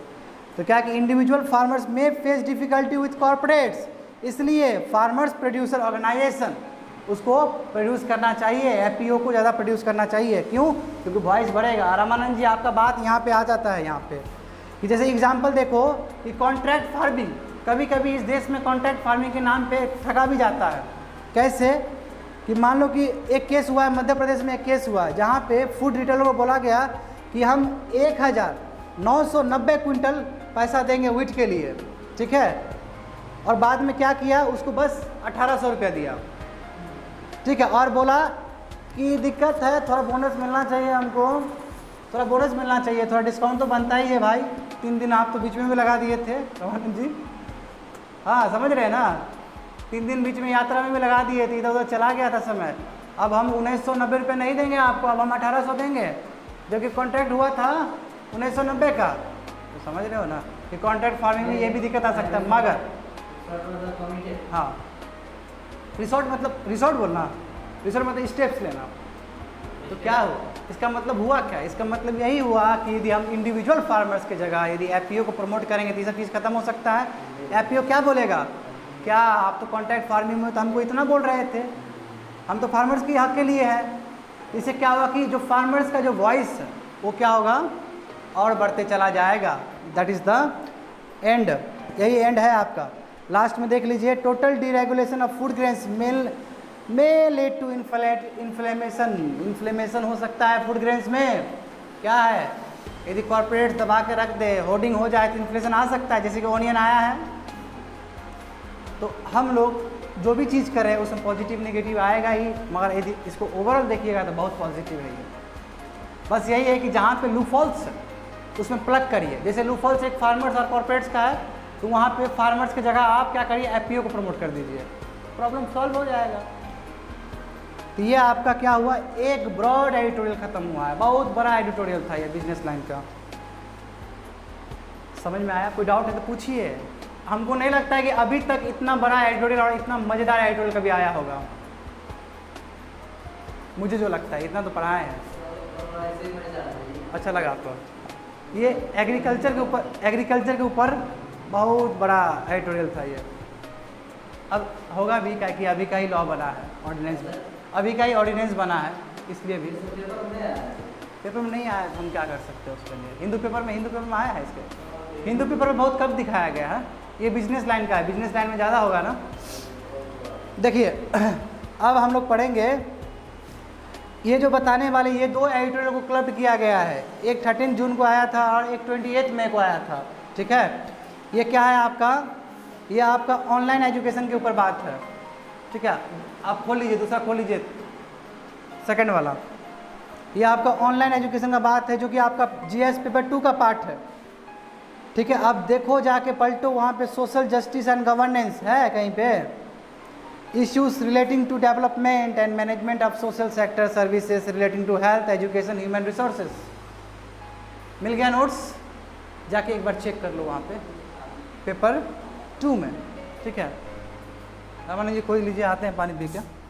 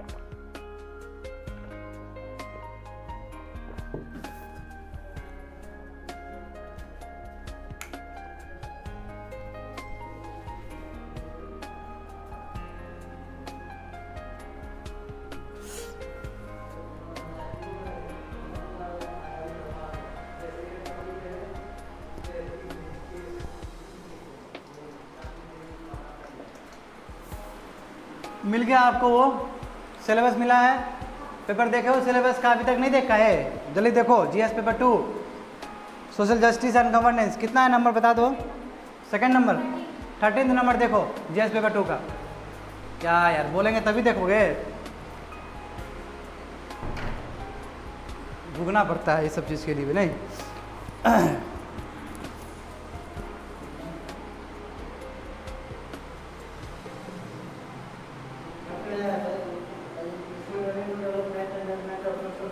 हाँ, हेल्थ एजुकेशन एनिमल बिल्कुल। चलिए तो आगे बढ़ते हैं चीज़ों को लेकर।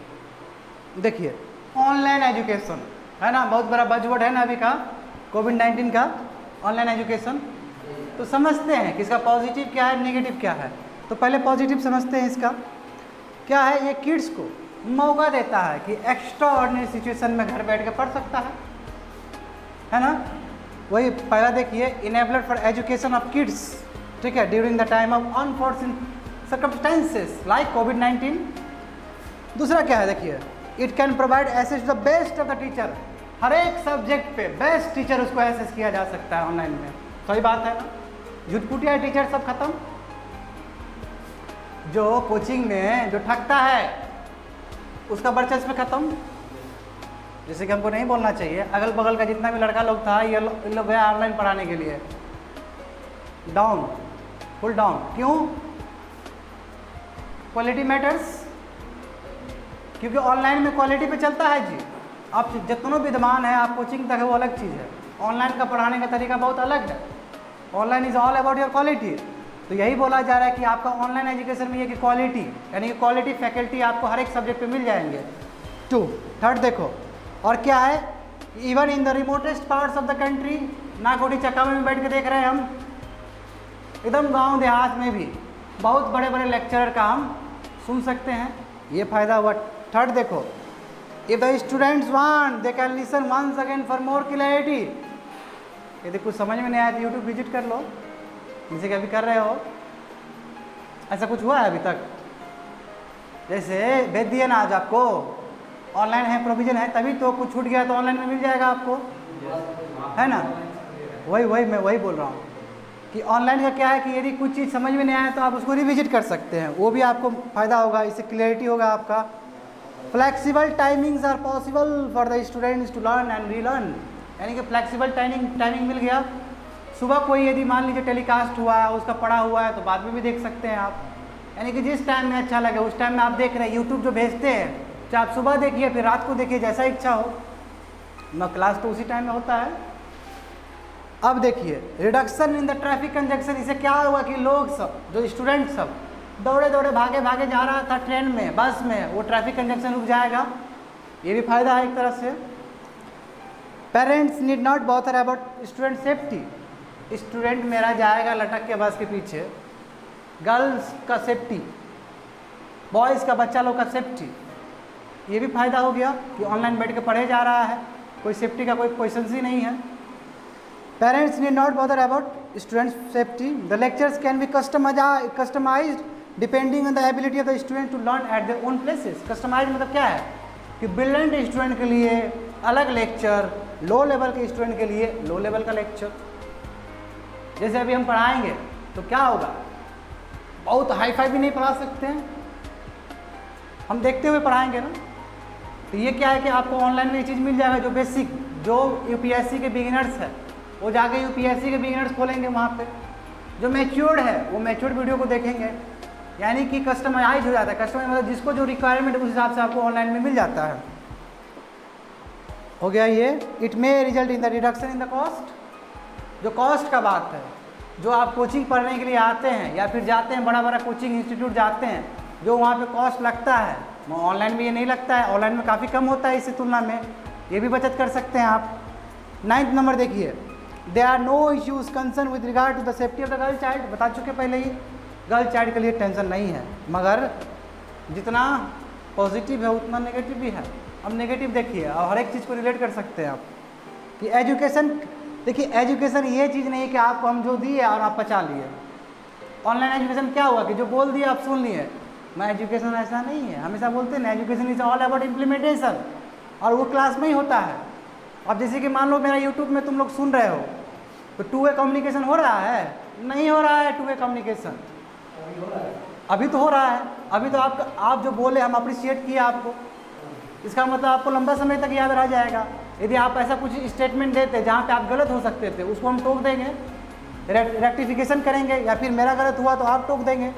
यानी कि आर्गूमेंट्स, काउंटर आर्गूमेंट्स जब ये होता है तो बच्चे के दिमाग में क्या है, साइंटिफिक टेम्परामेंट डेवलप होता है, जो कि ऑनलाइन एजुकेशन में पॉसिबल नहीं है।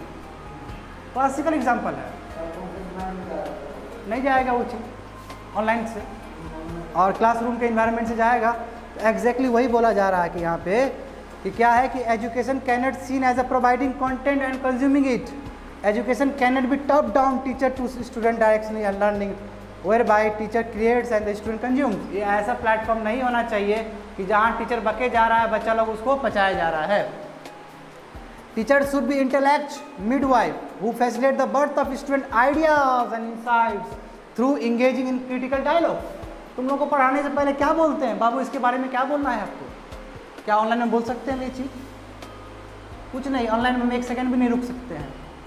यहाँ आपको पढ़ाने से पहले ही आपको माइंड को तैयार कर दिया जाता है कि आप क्या पढ़ने वाले हैं, और उतना ही नहीं जितना पढ़ते हैं उसके साथ आप एसोसिएट भी करते हैं चीज़ों को। ये बस क्लास के इन्वायरमेंट में हो सकता है। क्या हो जाता है? हाँ, कॉग्निशन मतलब क्या होता है? हाँ, सीखने वाला चीज़। Ethics in the education the classroom act as a space. क्या है एजुकेशन सेक्टर में? क्लासरूम क्या है? एक स्पेस है जहाँ पे स्किल्स जैसे कि dialogue, debate, disagreement, friendship practice किया जाता है। फ्रेंडशिप बना कि नहीं बना? यहाँ पे दोस्त बना है, डायलॉग हुआ है दोस्त लोग साथ। क्या होता है यहाँ पे? इंटेलेक्चुअल क्लास भी करवाते हैं, कल करवाएंगे सेकंड वाला क्लास। अंतर है, बिल्कुल अंतर है। जितना आप क्लासरूम में सीख सकते हैं वहाँ कहीं नहीं सीख सकते हैं ऑनलाइन में। ऑनलाइन क्या अलोन पढ़ रहे हैं, वहाँ पे कंपटीशन आपको नहीं पता है। ऑनलाइन में सुन रहे हो, वन डायरेक्शनल है, वो सो गए, वो भी सो गए नहीं। Classroom is a laboratory. बोला जा रहा है कि क्लासरूम लेबोरेटरी भी है जहाँ पे आपके आइडियाज़ को टेस्ट किए जाते हैं, ओपिनियंस होते हैं, इंटरप्रिटेशन होते हैं, आर्गूमेंट्स होते हैं, काउंटर आर्गूमेंट्स होते हैं। समझ रहे हैं ना? उसी चीज़ को अलग अलग तरीके से लिखा गया है। और diverse and inclusive classroom is the best litmus test for any theory और इनसाइट।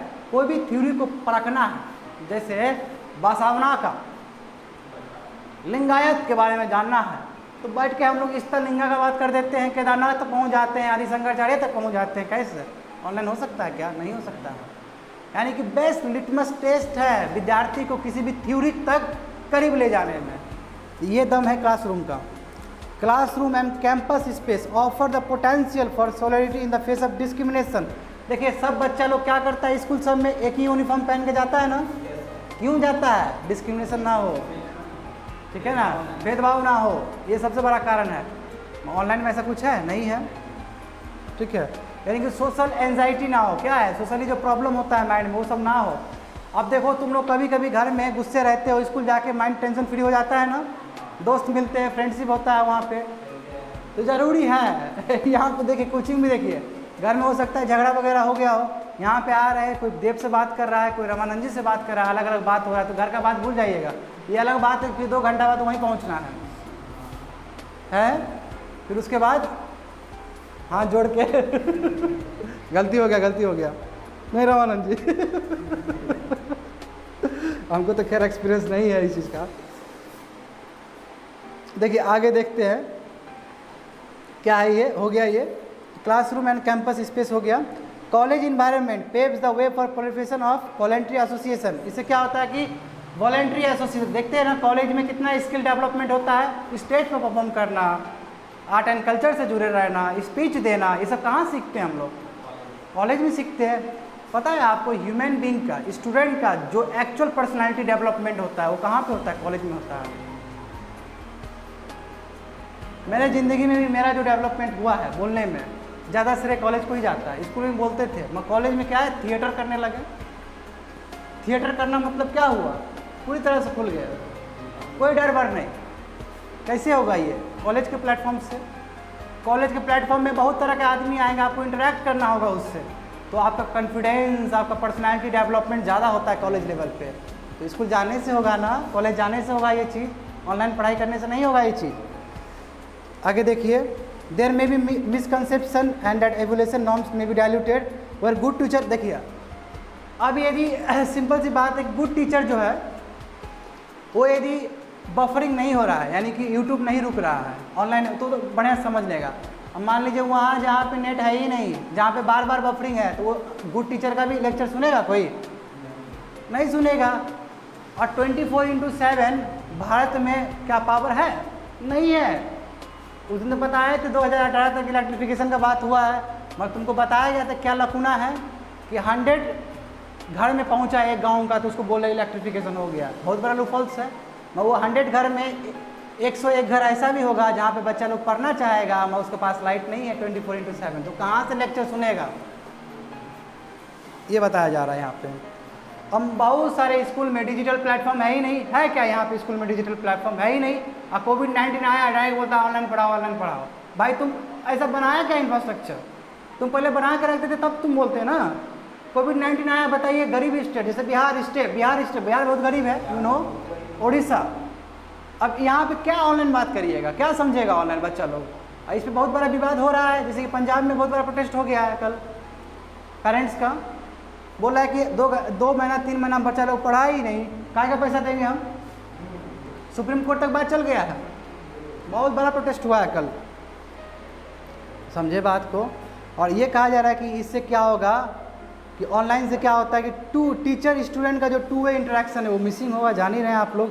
अब देखिए बच्चा लोग यदि बार बार स्मार्टफोन पे रहेगा तो बच्चा लोग का तबीयत तो खराब होगा, साथ साथ पेरेंट्स के लिए भी बहुत बड़ा दिक्कत की बात है कि बोले कितना देर तक मोबाइल में घुसा हुआ है बच्चा, बोला जाता है ना अभी।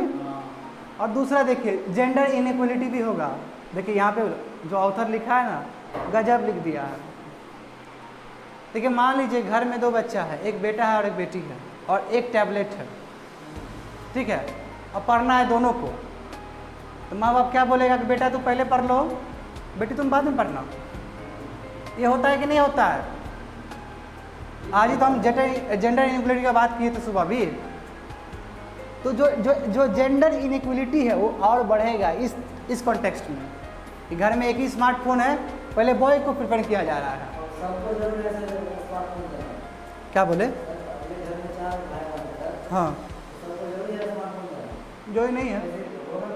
नहीं, अभी कोविड-19 केस देखते हुए बोल रहे हैं, ऑनलाइन टीचिंग की बात कर रहे हैं। देखिए ये एग्जैक्टली यही चीज़ आपका 15 नंबर में लिखा गया। There may be issues like gender divide, for example if only 1 laptop is available, son may get preference over girl child. ऐसा तुम्हारे घर में नहीं होता होगा, मगर ऐसा हिंदुस्तान में बहुत सारा घर है जहाँ होता है।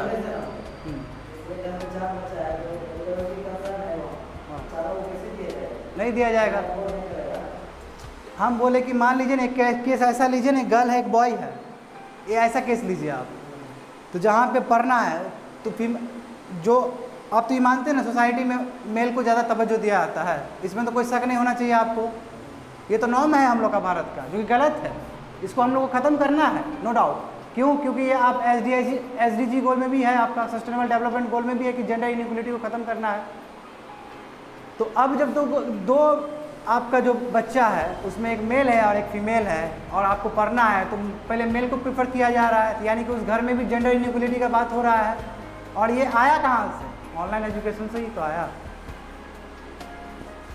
Only those with self discipline, जो सेल्फ डिसिप्लिन है वही ऑनलाइन एजुकेशन को ठीक से पढ़ पाएगा। जो आदमी कंसंट्रेट नहीं कर सकता है ठीक से, वो सो जाएगा देखते देखते लेक्चर को। समझ गए बात को? तो ये आपका ख़त्म हो गया है। तो बात समझे ना कि कॉइन का क्या है, एक सिक्का का 2 पहलू है, एक पॉजिटिव भी है एक नेगेटिव भी है। नेगेटिव में भी देखो उतना ही नेगेटिव चीज़ दिखा है जितना पॉजिटिव है, इसलिए तुम कंक्लूड नहीं कर सकते इस बात का कि कौन बेस्ट क्या है। दोनों का ज़रूरत है, यदि दोनों चीज़ को मिक्स किया जाए तो ज़्यादा बेटर है।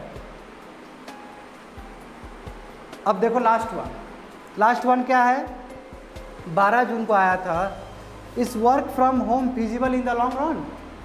क्या घर से काम करना लंबा सफ़र के लिए सही है, लंबा समय के लिए? Big questions.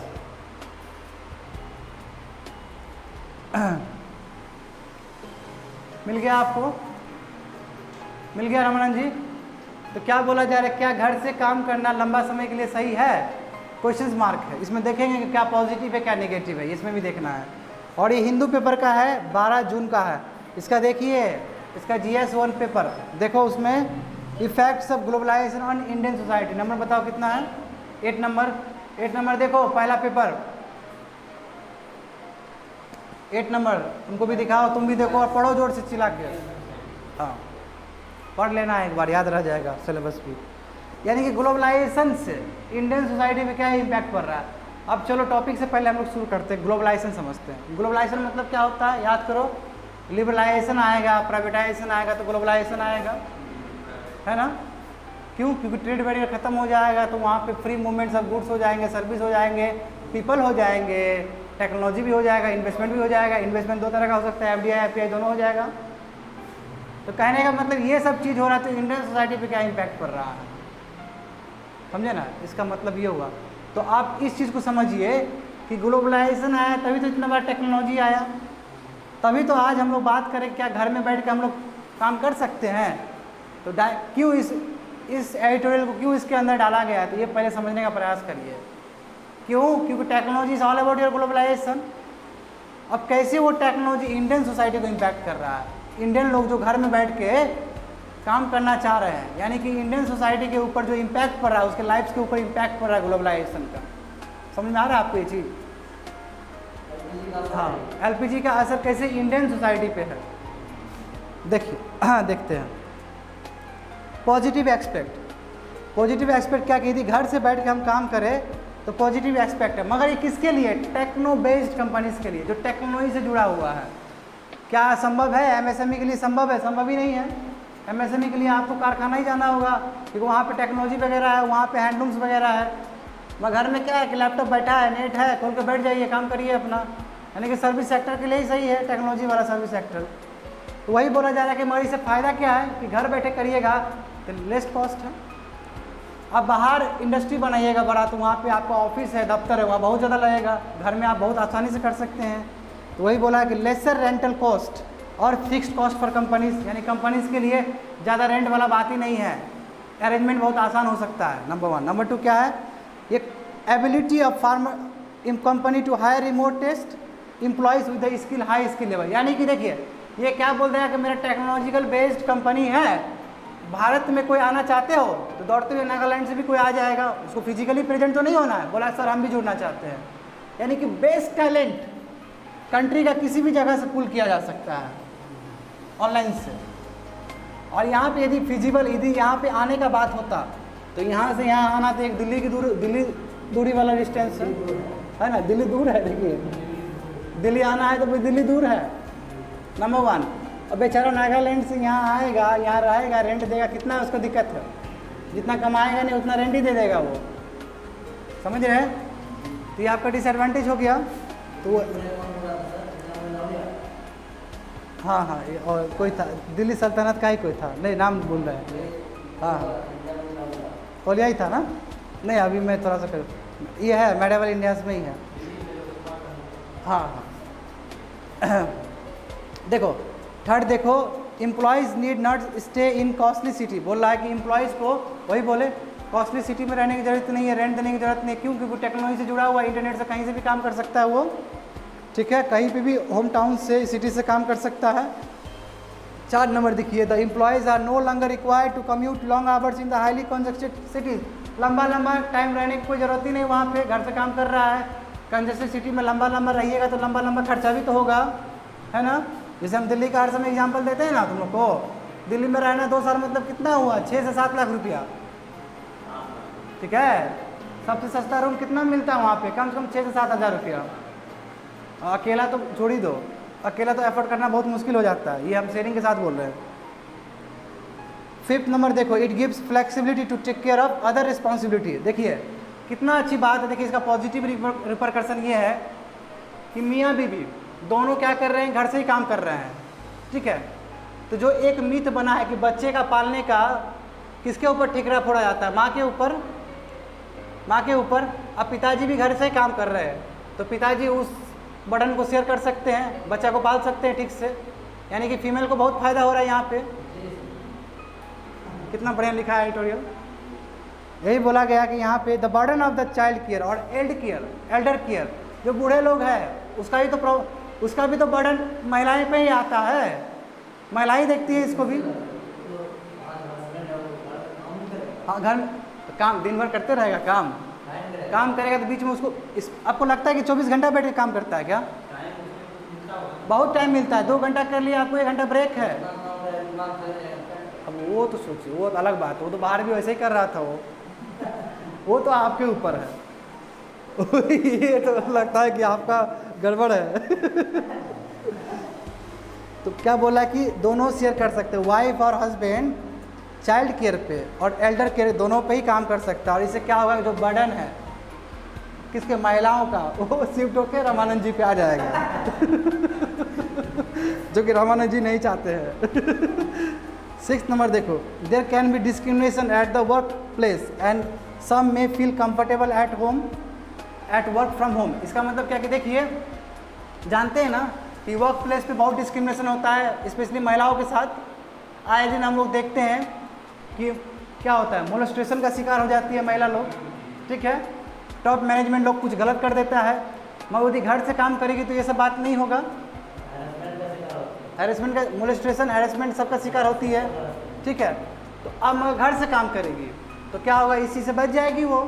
ये भी पॉजिटिव चीज़ है, यानी कि जेंडर इक्वलिटी का बात आ गया, महिला सशक्तिकरण का बात आ गया यहाँ पे।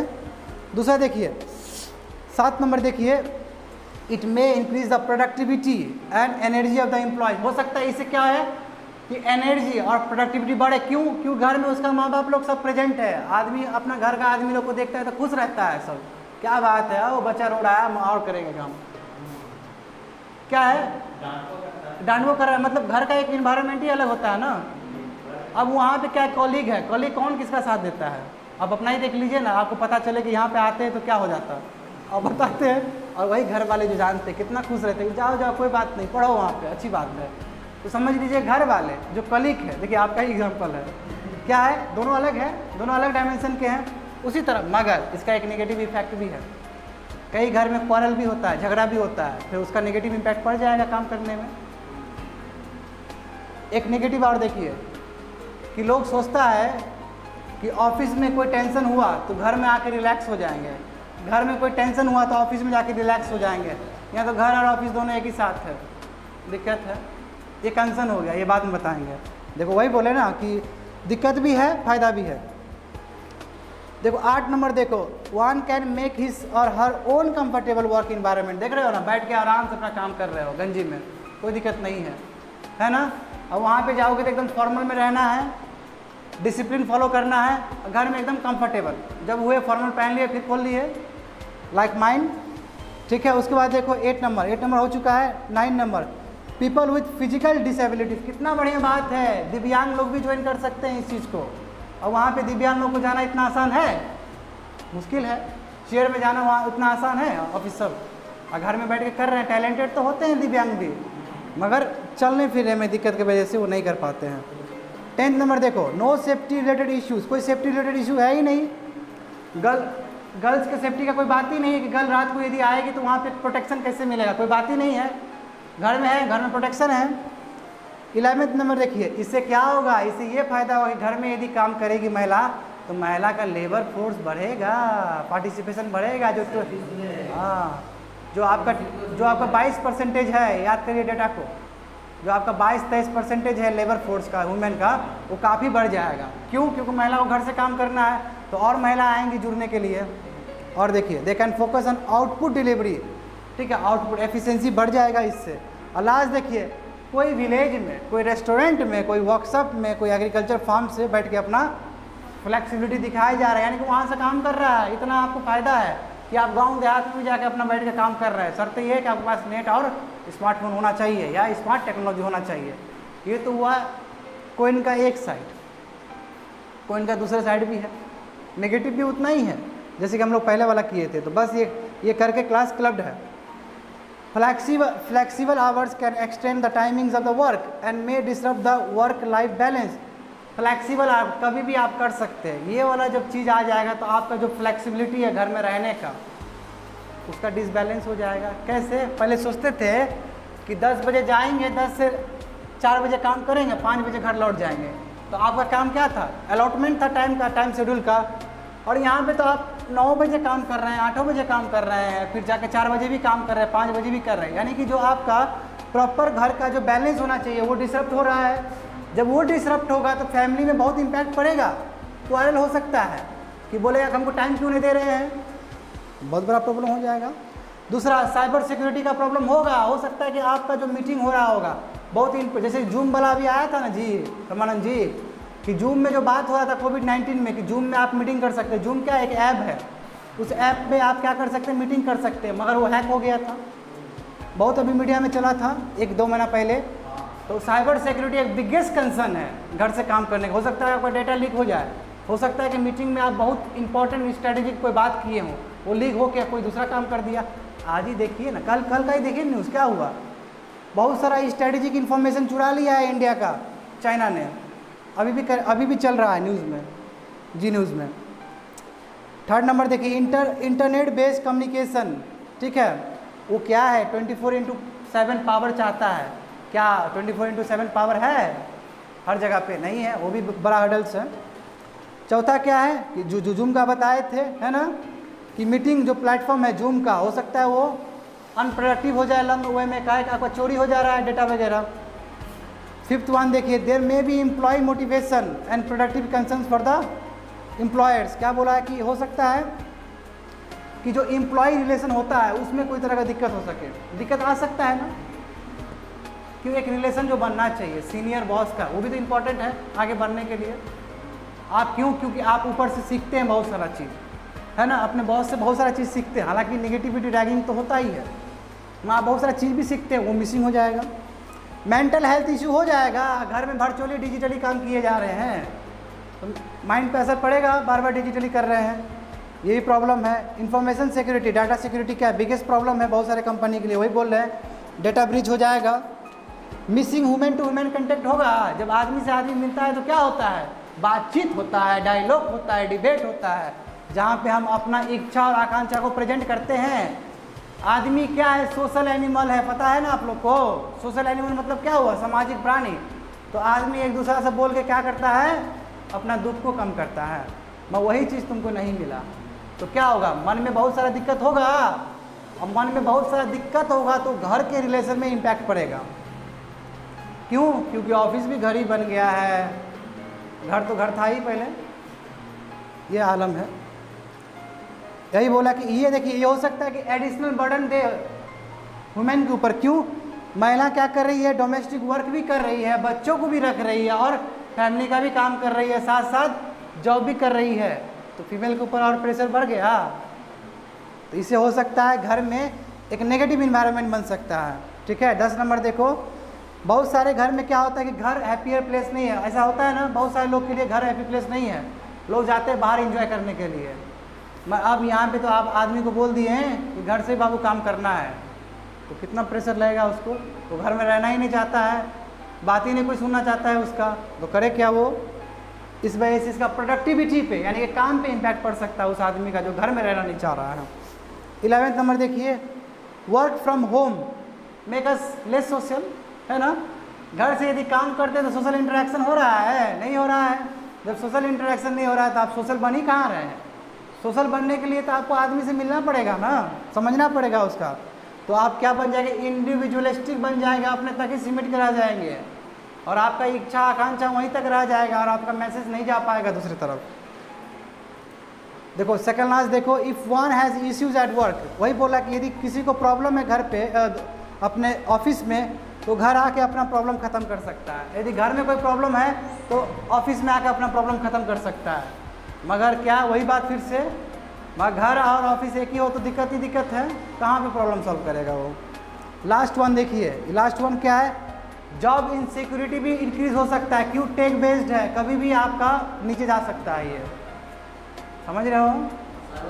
साइबर हैक हो सकता है, जॉब इनसिक्योरिटी है ना, डिमांड घट सकता है, तुरंत कट जाएगा। यानी कोई आपका ऑर्गेनाइज सेक्टर वाला बात नहीं है यहाँ पे।